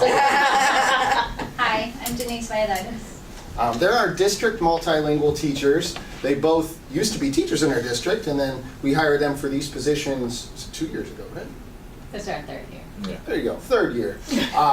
And they've been doing a fantastic job, in addition to also taking on some coaching roles in the district and some liaison positions in the district as well. So why don't we go ahead on to the next slide, and I'll tell you a little more. So some facts about our multilingual students in D23. Our total enrollment has gone down 2%, but our multilingual population is holding steady at just under a third of our population. Also holding steady is our number of newcomers. Right now, well, we just got about 10 new students in our district in the last 2 weeks. All of them are MLs, and 6 of them are newcomers. So we're working hard. We also continue to be a diverse district with 47 different languages spoken within our D23 homes, and over 55% of our students speaking another language other than English at home. More than 1 or 2 or 3, sometimes more. The most languages that are spoken in our community are Spanish, Polish, Russian, and Ukrainian. Can I add just about the group that just came in? So is that number actually 89 then now? Some of them are, most of them are included in there, but there are some more coming next week, and they're, yes, so it will be higher, but, so if there were some other graphs in your packet that say some more exact numbers compared to last year, basically I believe that's 1 lower than last year as far as newcomers, and the percentage of total multilinguals was 31.3 on there, I think, and it was 31.2 last year, so that's slightly gone up. So that might answer you a little more directly with Are they together? Are these like groups of families coming in, or is it just kind of just coincidental that we had so many coming probably in? Probably a combo. I think sometimes it just depends on the way that visas, there's like, you know, Oh, like did they patterns. get granted in chunks? Right. I gotcha. Yeah. I gotcha. Okay. So some things with our multilingual programming. We continued doing our summer screeners where we helped figure out the language levels of the incoming students so that we could place them appropriately, which we think also helped with the scores going up because they were able to receive the services and supports they needed. We also got a newcomer curriculum for 1st grade through 8th grade. Aren't they so pretty? So we're able to target and really use some proven techniques and strategies and materials. And then we are currently working on our progress. Just not yet. Okay, thanks. We're currently working on a progress monitoring tool that's both teacher friendly because we want to respect their time, but we also want to take a look at how we're going to support those students and how we're going to be able to see the progress on their path towards language proficiency. Just that first bullet again with the books that Nina was showing, our new curriculum. Prior to that, so really we started getting some of those last year, but before that it was Nina and Denise and some of our classroom teachers before they were in these positions really just creating curriculum here and there, and it was mismatched, and so this just really gives us some consistent and, like they said, research-based curriculum to use. So that's really where the big benefit is there. And then by creating these positions, we've really narrowed down the variability in who's teaching the classes. And so really Nina and Denise have honed their expertise in that newcomer world. They build those relationships with the family from the first time they enroll with us. So I think we're seeing both the benefit of the content materials being a higher quality, but we're also providing a more structured and supported instructional environment by kind of funneling kids through two teachers instead of across the district with less targeted support. It's also nice for students who come in and it's just a brand new world. Everything is new and different to them. And it used to be, without Nina and Denise's support, it used to be that they'd be in a general education typical classroom setting, which there's huge pluses to that because of the social environment. But at the same time, this, for a period a day, or when they see Nina and Denise, who are like their people, they feel like they truly fit in and they have that academic purpose that they can do this and they will be successful. And so that's a completely different feeling for them, that then when they go back to their teacher, they're getting some academics as well and feeling successful, like they can do it and have the supports. And also a big part of that is the social immersion as well. So it's a different feeling now than it was before.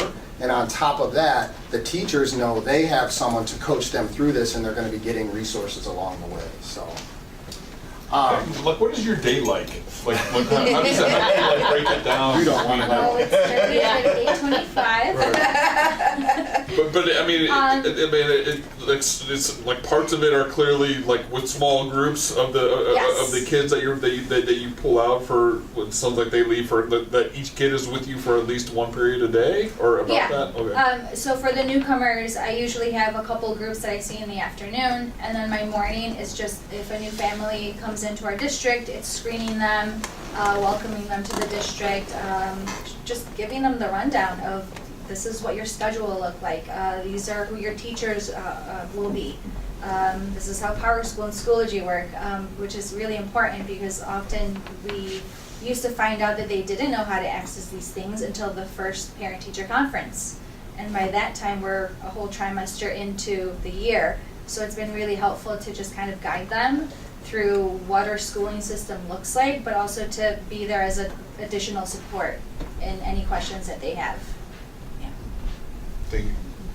And Nina's across, so Denise is primarily at MacArthur, and Nina is our world traveler across Ike, Ross, and Sullivan. So she'll pull different groups of kids traveling in between the buildings, but similar kind of piece. We didn't have to do it that way. We figured she'd relate to the newcomers because she's traveling around everywhere, so she's new in the environments. I will say the other piece, and I know you're going to sort of transition as you talk about their coaching role. And I don't know, maybe I'm stealing your thunder, but they did a tremendous job in providing professional development to our faculty about how to support kids while immigration status and that is happening around at us, close to our community, directly impacting some of our families.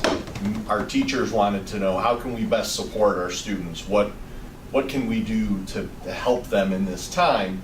And Nina and Denise put together a packet of resources, and then they visited all of the schools and did a presentation and shared information, giving some insight that was really both timely and really powerful. I mean, people really walked away from that appreciative for this insight into what is a challenging and unique time.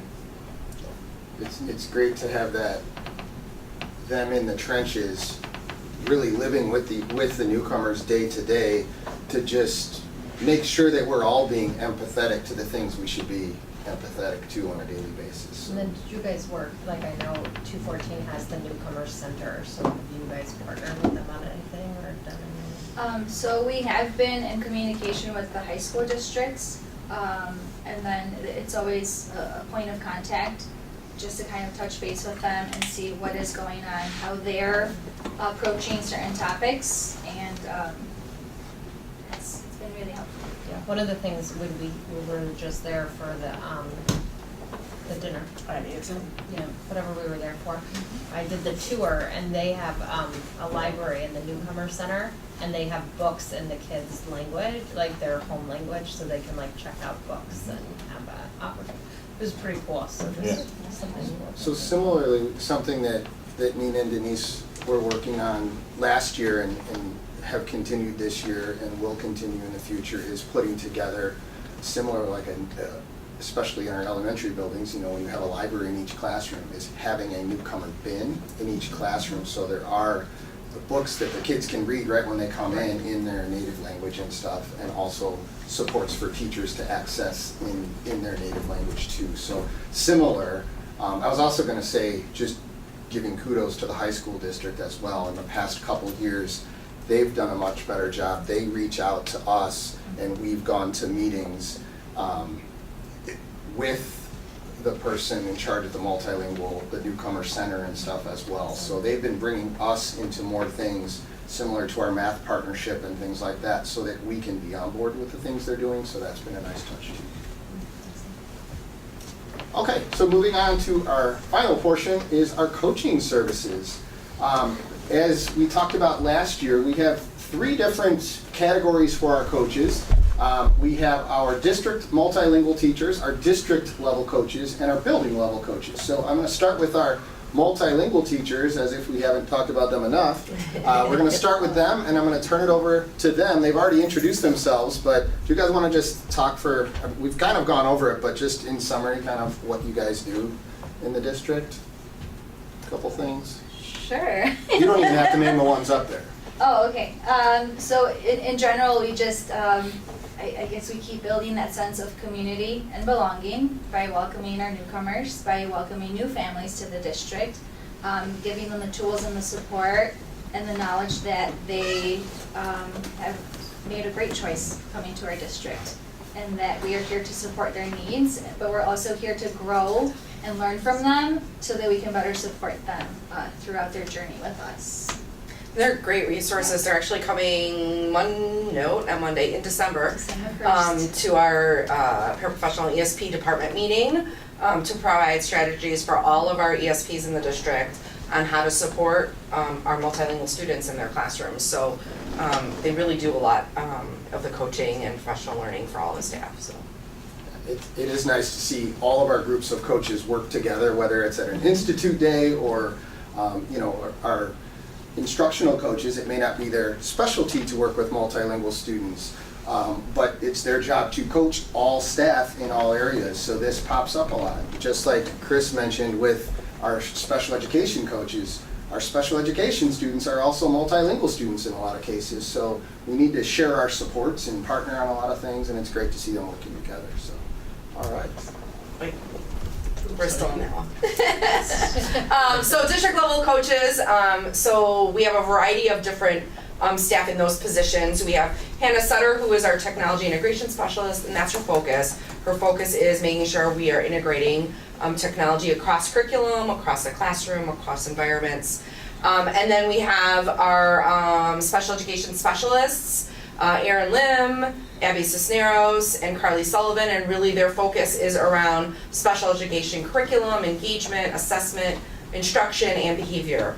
And then we also have Darren Mozak. He's one of our PE teachers. He also acts as our adapted PE coach. So he supports our students in the SAIL program and in Strive and their access to PE and that kind of thing. And they all actually provide a lot of professional learning for our staff. And so I think that's a huge component of their jobs, where in other districts, people are sending or going out to places where our focus is really around, we have people in our district that can provide professional learning, and so we just make sure that that can be accessible to everyone.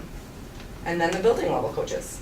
All right, and our building level coaches, Nina and Denise would be considered in that component too. They're still coaches. But also we have an instructional coach in each building. So at Eisenhower, we have Lisa Schmidt. At Ross, we have Leslie Jasper. At Sullivan, we have Christine Ganick. And at MacArthur, we have Kelly Brockway.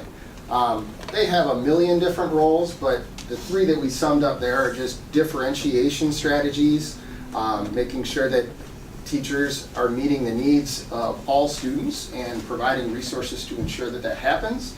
Multilingual supports, we talked enough about that, I think. And just coaching and professional learning, period. The instructional coaches team with me to help provide professional development through our committees. They also provide professional development at our institute days. But then, I mean, that's at the district level, but every day within the buildings, they have individual coaching meetings. They travel to grade level team meetings, but then also team up with the principal to provide staff meetings throughout the buildings as well. So a ton of professional development there. All right. Okay, and this year in coaching, the things you see up here are some of the key goals that we've had and some of the things that we're working on to kick things off. So we're going to kind of team up to go through just a couple of these, not all of them. Why don't we start with Nina and Denise? The ML Liaison Resources, we are continuously trying to figure out how we can best support our families, develop that relationship we have between not just our families and parents, but throughout the community, and what resources can we provide to the community, how can we get them more involved. And so we're just trying to figure out how we can best help everyone to feel comfortable and get what they need and what they want, and maybe what they don't even need and want. And then, like Dr. Angliaccio mentioned, immigration resources, so facilitating, just sharing that information with our staff and how they can help support our students. Our district level coaches have been working with our SAIL teachers on VB-MAP implementation, and they've been using that assessment for many years, and really the focus this year has been on turning those assessment results into action in the classroom, and then partnering that with Comprehensive Literacy for All, which is a framework utilized to teach some of our more significant learners and how to read and write. And then they also have been partnering with a lot of our classrooms on behavior intervention plan implementation, which is our kiddos that have some barriers to their learning and may have some challenging behaviors arise. They have a plan in place, and our coaches really are instrumental in making sure plan is doable and is being followed through with throughout the student's day. And as mentioned before, our coaches are also supporting our Key2Ed facilitated IEP process. And what we did in the spring was we took a self-evaluation, each building team, to determine where they are with their implementation of the IEP processes, and set an individual building goal. And so the coaches are helping to implement those goals, help those teams improve the strategies that they're using within an IEP meeting, so that parents are active members, can communicate their concerns, and really have better conversations about kids and their growth. So it's been nice to see, some buildings are a little bit ahead of others, and so allowing them to choose their focus area has helped us also hone in on some of our coaching. All right, a couple of our biggest goals kind of go together. When you look at Tony Frontier, Teaching with Clarity, and Standards-Based Practices, we are kind of pairing those two together. Tony Frontier is an author who writes the book Teaching with Clarity, and basically he talks about clutter and distractions and how there are many things that get in the way of ensuring you're being clear with everything you do. And he talks about it in many different ways, and we've been, we actually are partnering with him this year in the district. He's created some videos for us. He's also come in for our Institute Day in October, and he's just talked about the many different ways that we can reduce the clutter that gets in the way of us communicating and ensuring that all of our articulation of our primary needs are being met. And that carries directly over to the standards-based practices goal, because that's his specialty area. And really, we want to make sure we remove all of those obstacles so that we're only focusing on what is the most important things. And really, when it comes to education, in all of our schools, the standards, that's what we teach. Sure, we purchase this curriculum, but the reason that we purchase the curriculum is to teach the standards in each subject area. So focusing on some of those standards, removing all of the other pieces, the clutter that might get in the way, and making sure that we're being clear and articulating some of those things. So that's one thing that we're truly focusing on this year with all staff members. Another piece that we're looking at, and you guys have heard about this before, is building leadership capacity across the district. We started really last spring talking about the idea of a leadership summit in the district, and we were able to kick off the year this year with that idea for all of our leaders. It was our administrative team, our team leaders, and anyone who was in a leadership role in our district. And so through that, we've always had leaders in the district, and we've always had them in that role, but at the same time, there seemed to be a gap between administration, between our leaders and our teachers, and people knowing exactly what each other did and clear communication. So by starting the year and kicking off with, here are some parameters around that leadership, and here's what we want you to do and how we want you to do it, but also bringing them into that process so they could tell us what works for them, and collaborating on those pieces, we're able to articulate a clear message. And then building that into our district improvement team throughout the year to continue that process just kind of makes it fluent, I guess, throughout the year. And our last piece, right in the middle there, you see that D23 PD arcade. The last goal we wanted to highlight was gamified PD.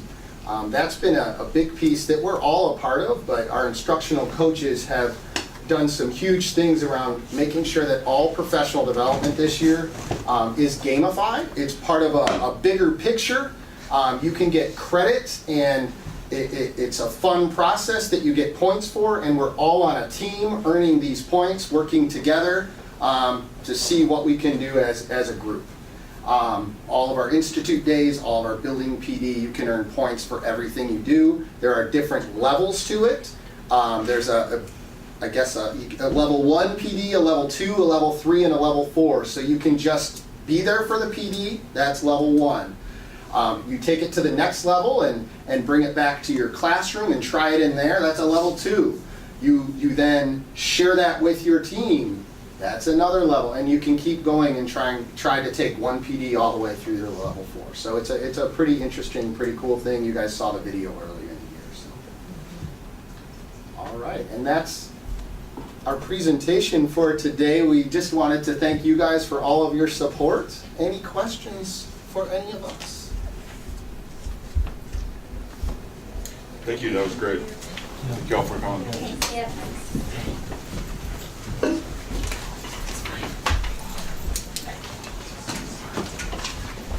All right.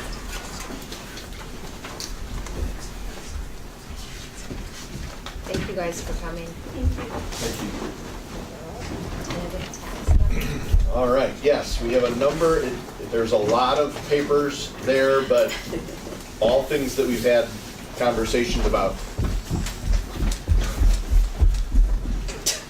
Sorry. That's not a disruption. Ow. We could take a 5-minute No, break. go ahead. We're gonna keep going, thanks, says Vice President. All right. So, President Pro Tem. the next item is an action item, and it's really just setting the date for our tax levy You're minimizing it. hearing. Okay, Really? and We're just. Wow. Just. So much fun. Just. No. so anything else you wanted to add about this Exciting process. Squeeze blood out of the turnip. No. No, so just tonight we have presented and as Brian said, shared the tentative levy with Finance Committee. right now, we're looking at an increase because we're limited by PTEL of 2.9% plus new property.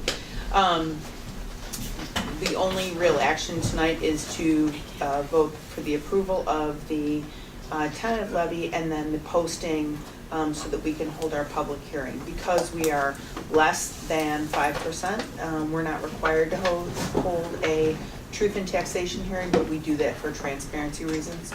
So we'll go ahead and post the notice in the Daily Herald and then have the public hearing at the December board meeting.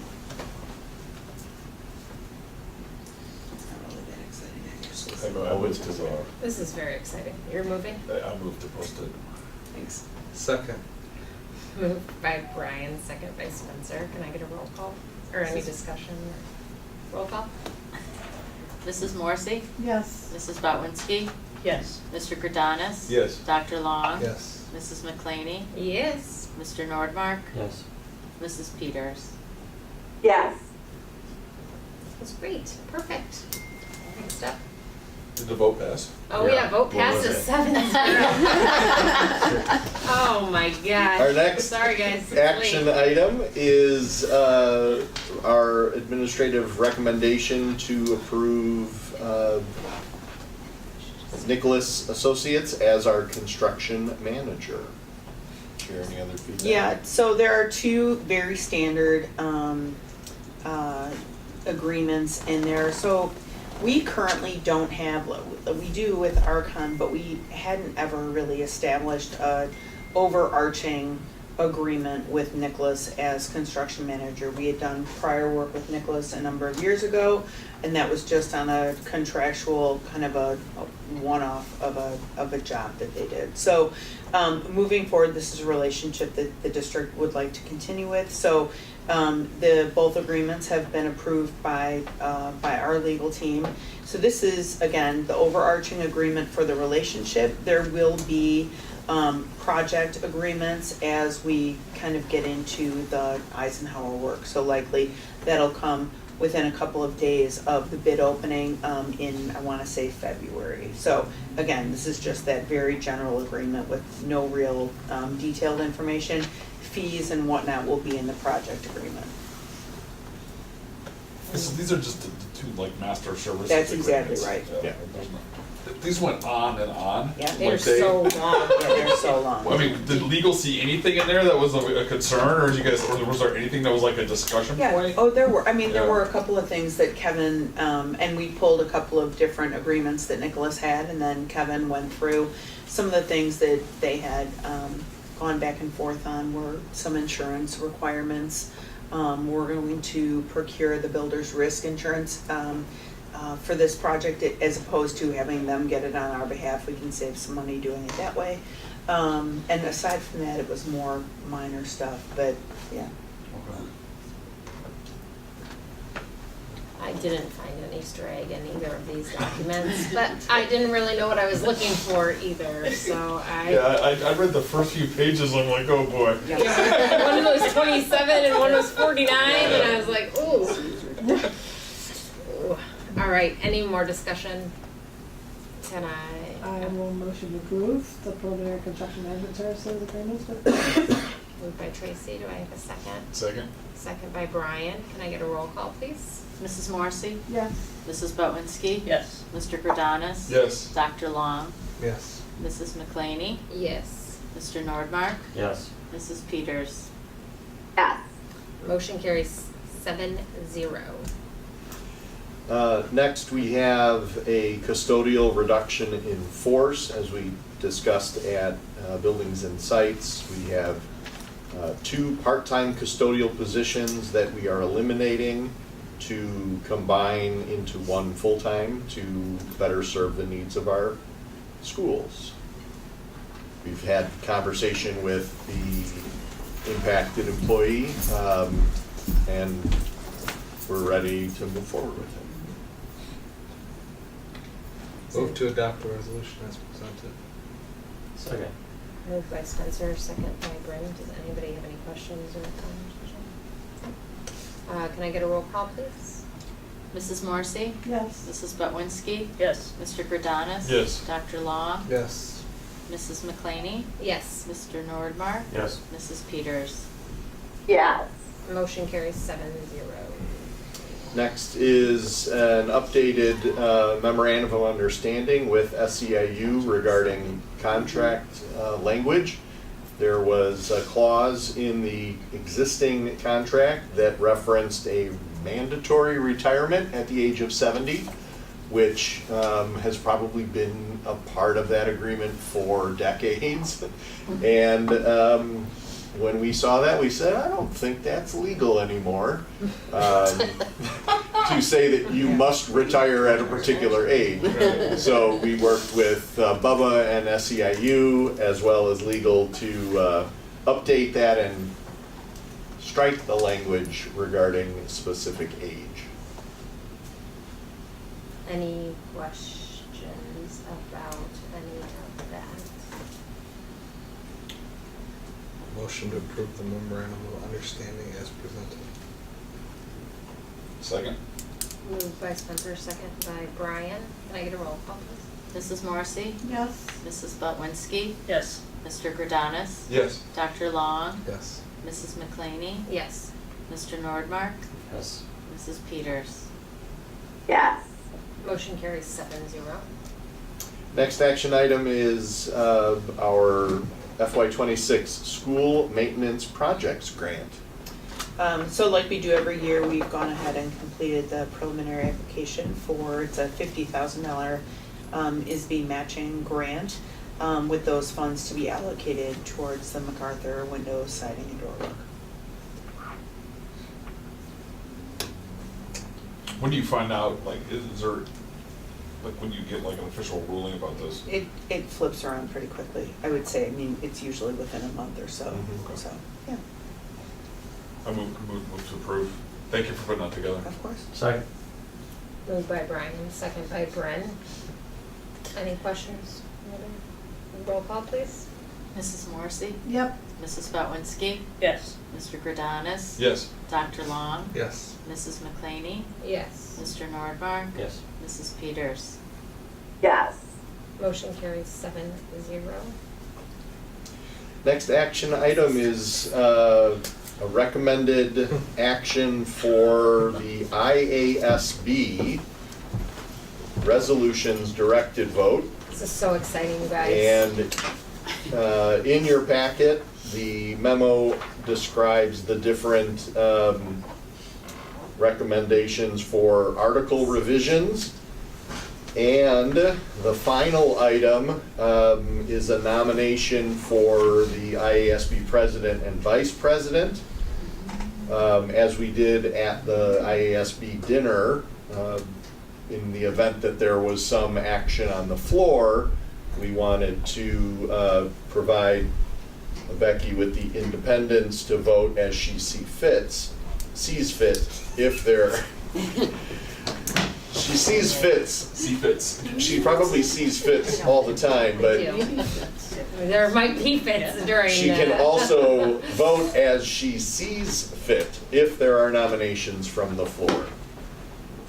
So we talked a little bit about this when Carol was going to Northcook dinner, that if we say you have to vote for the presented slate, then if something on the floor comes up, it doesn't allow us the autonomy to know what our board would want and to go from there, so. I don't, my understanding is that if someone is presenting themselves on the floor, they have had to have made that known before. It's possible. So, which, I mean. Right. Well, I have and an issue with everybody, that, but, everybody you know, there right. is supposed to be voting a directed vote. So if they weren't identified before, how could Right. a delegate be directed to vote? Yeah, we've talked a lot about this, right? Like, what is even the purpose of having somebody present themselves from the floor if I have a very clear direction of what I have to vote? We do this too when these resolutions come up.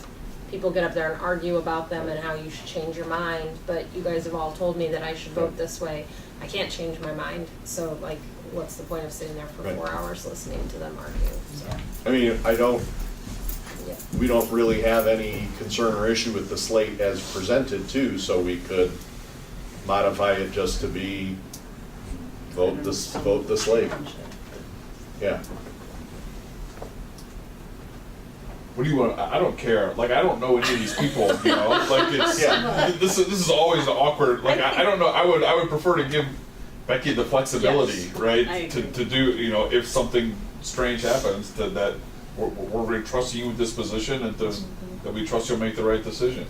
And if you screw it up, you won't get invited back there next year. Right? Great! Well, I could present myself on the floor. If you want to do that.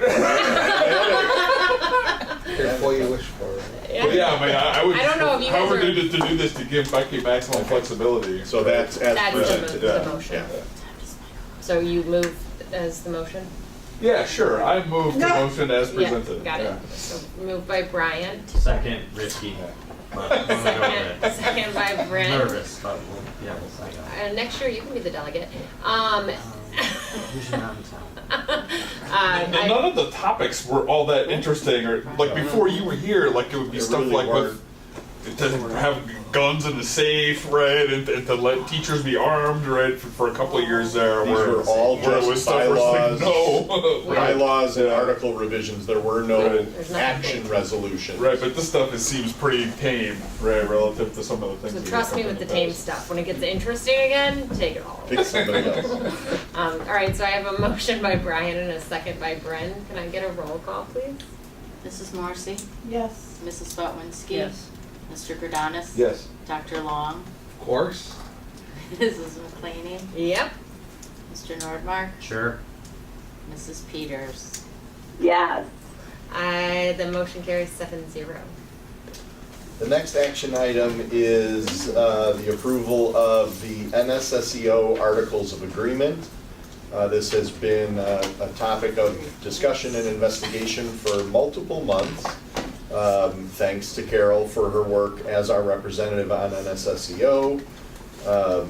The back and forth of versions of the articles have gone to member districts. Feedback from member districts was solicited. There were revisions, and at the last NSSEO meeting, the revisions were approved to be authorized to send to districts. So they're presented for us tonight, as well as all the other member districts are voting on them as presented. Like, are you all, like, are you 3 or 4 who are, is everybody good with how this has turned out? Well, I think the last batch of comments came from the what will be the operational committee. It's all the superintendents. And I think your comments resolve some of the concerns that some of the members had. So I expect that everybody is pretty happy with what the current result. And there was discussion about having a specific timeline to review. So they will be reviewed by 2 years, if not before, and there's a process to amend the articles that there wasn't before. And It wasn't anything, it was pretty general. Yeah, I mean, they hadn't been revised and reviewed in a decade At easily. least, yeah. But that So- makes a lot of sense, right? Yeah. Because there's a lot of new things going on, and things might not work as great as the Exactly. plans. That makes sense. And as you know, because this will be a new way of going forward, and as we go through it, I'm sure we'll encounter things that we hadn't anticipated, or it wasn't working out the way we expected. So, there's provisions in the articles to address those things. So. I shared with Carol early on, this is set up very similar to the way of some organizations that I vote on Oh, behalf really? of my organization, the conglomerate that everyone kind of feeds into. So it feels directionally the same. So when I read it, and I think I shared that with you, Don, too. So that was my take on it. I think this is a really smart move. Yeah, I agree. Well, thank you all for all your work on that. Like, this has been a lot. Yeah, I was Since I saw you walking in again a couple days ago, right, that you guys, there's multiple committee meetings Well, that you've yeah. all been meeting internally here. And, yeah, To review it, so thank you all for all that extra work. We're meeting monthly in anticipation of the next, operational meeting and the board meeting and kind of coordinating with. What's kind of the cadence then of operation versus board then moving forward? So operational should be reviewing and recommending to the governing board then to take formal action. So it actually. Is everybody meeting monthly? Yes. Okay. It actually starts with the assistant soups for student services, so Chris Roca and her programming group. We're hoping that voice and the voice of the business officials can become more prominent in the, here's what actions or problems we need to solve, to bring that then to the operational board, to then say, hey, here's some solutions that we recommend to the governing board. Oh, that's great. So I move to adopt the resolution ratifying the proposed amendments to the NSSAO Articles of Agreement for legal entity. Moved by Carol, Second. second by Brian. Can I get a roll call, please? Mrs. Morrissey? Yes. Mrs. Botwinski? Yes. Mr. Gerdanis? Yes. Dr. Long? Yeah. Mrs. McClaney? Yes. Mr. Nordmark? Yes. Mrs. Peters? Yes. Motion carries 7-0. And they said that as soon as 5 Right. words, and that should happen This this week. week. Yeah.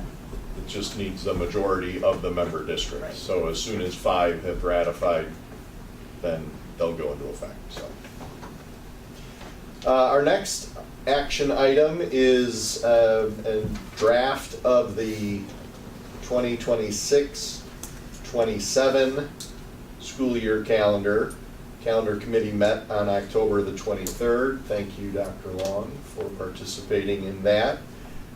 We don't currently have any adjustments to this current school year's calendar. The draft is presented now.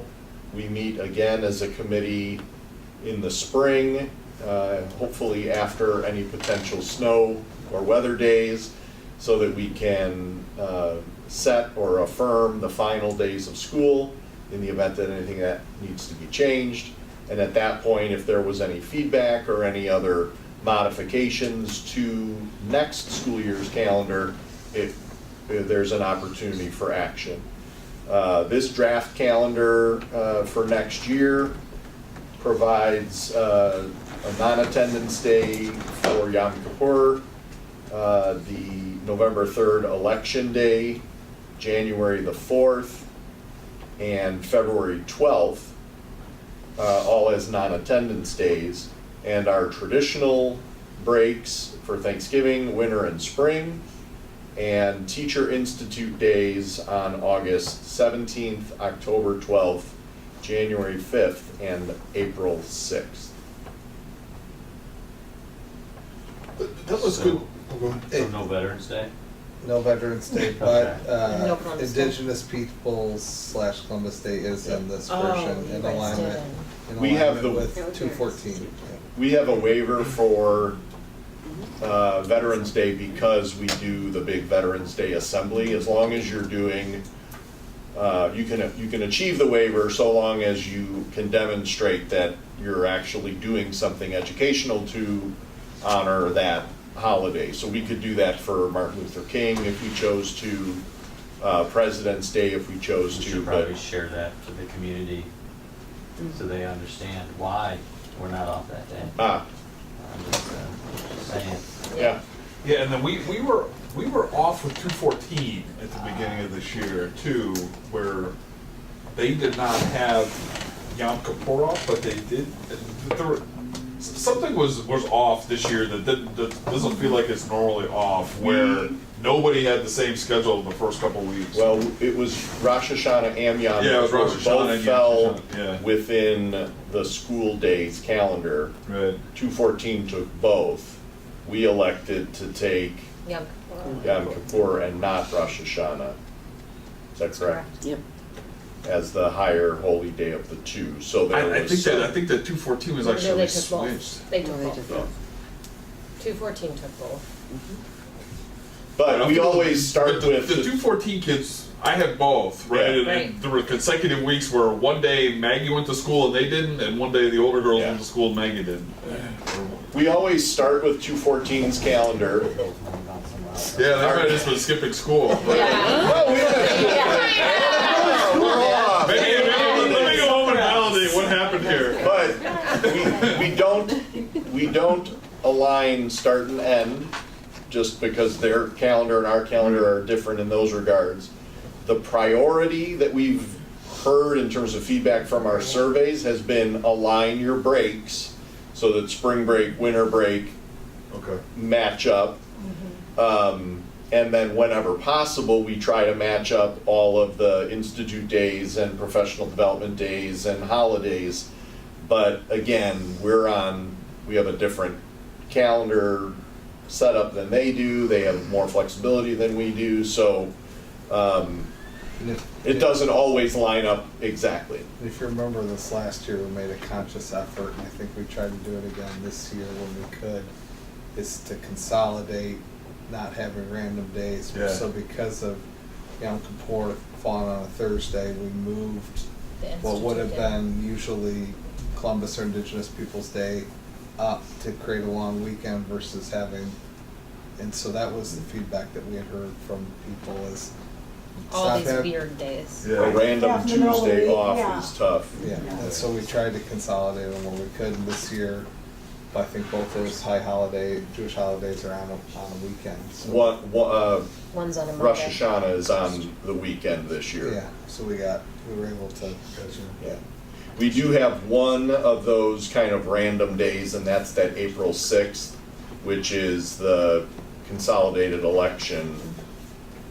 And the November election. The November election we're off, but we're also off The Monday before. the day before, yeah.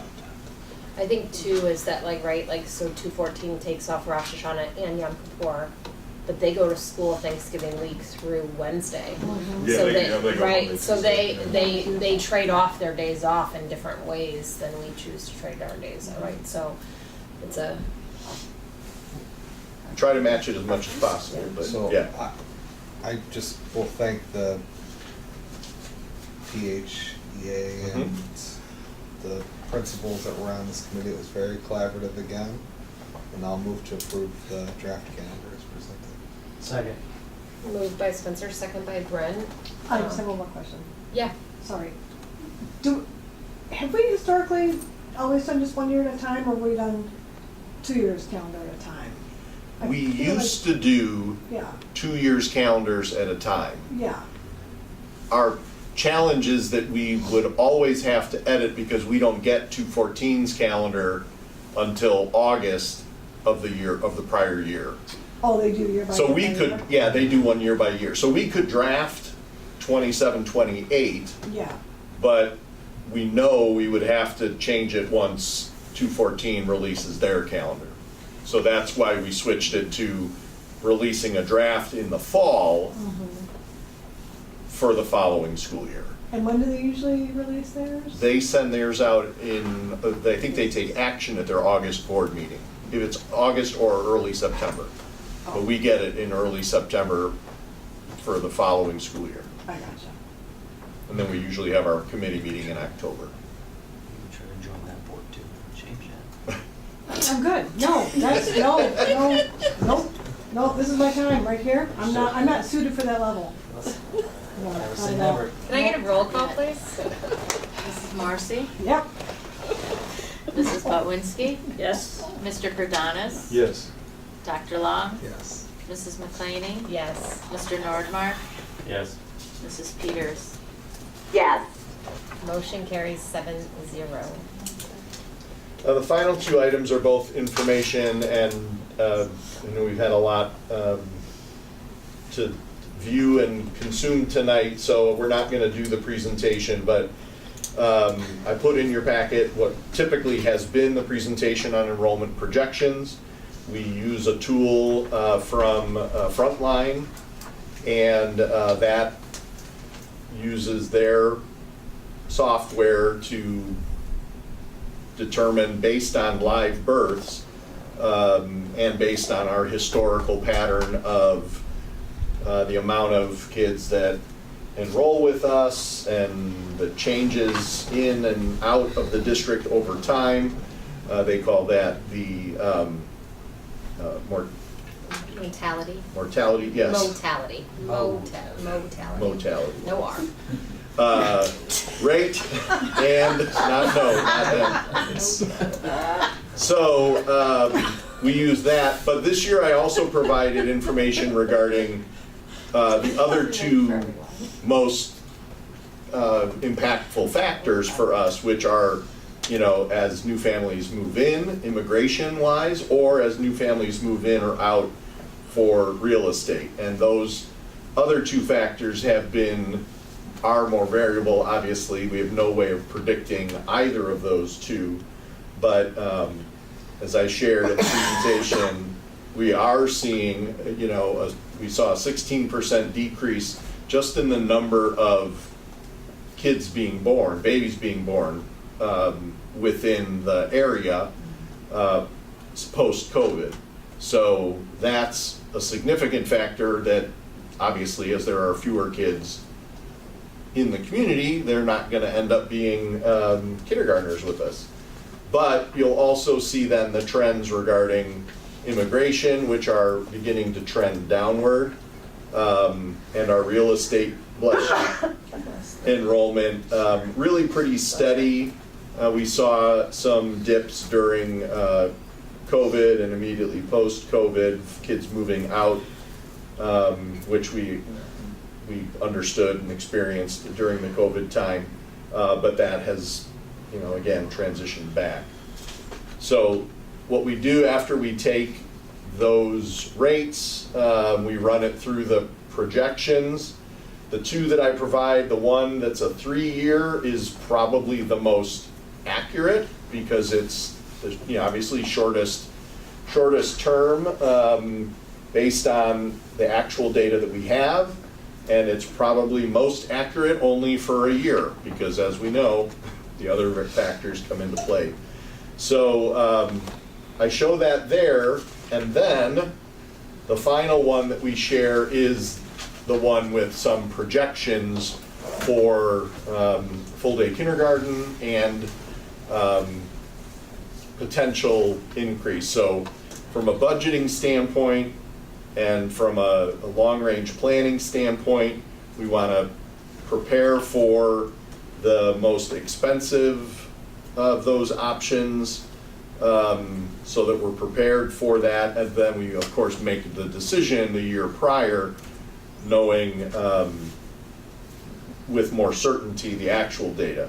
So we're beginning that process now. Our staffing plan we've projected to be flat again next year, so that will mean some shuffling of grades, but we're not anticipating any increases. But this process kicks off the section planning and budget process for the district.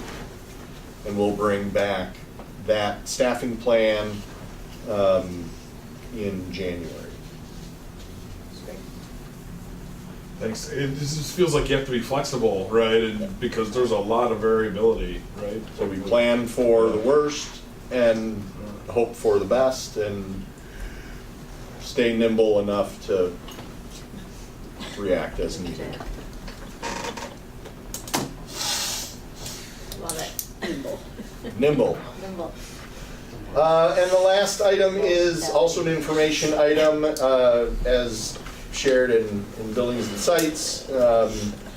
our electricity agreement is about to expire, so we're in the process of procuring a new relationship. We've enjoyed a really nice relationship with NINEA Energy Advisors for the past several years, and working with them to do some forecasting and solicitation of our electricity and natural gas. And so, again, just looking for the recommendation to go ahead and proceed and allow them to kind of work on soliciting some proposals to get the district the most advantageous rate for the December renewal. So we would bring that forward for action at the meeting on the 18th. Any questions or concerns that we should know about? Approved in advance. Ready to go? Amazing. All right, we are on old business, any new business. We do not have an executive session tonight, sorry to disappoint you all, but we will be done prior to 10 p.m. And so I am looking for a motion to adjourn. A motion to adjourn. I'll second. Moved by You made it the whole Tracy, time. second by Mary Lynn. Can I, all in favor? Aye. Aye. Any opposed? We are adjourned 7-0 at 9:47 p.m.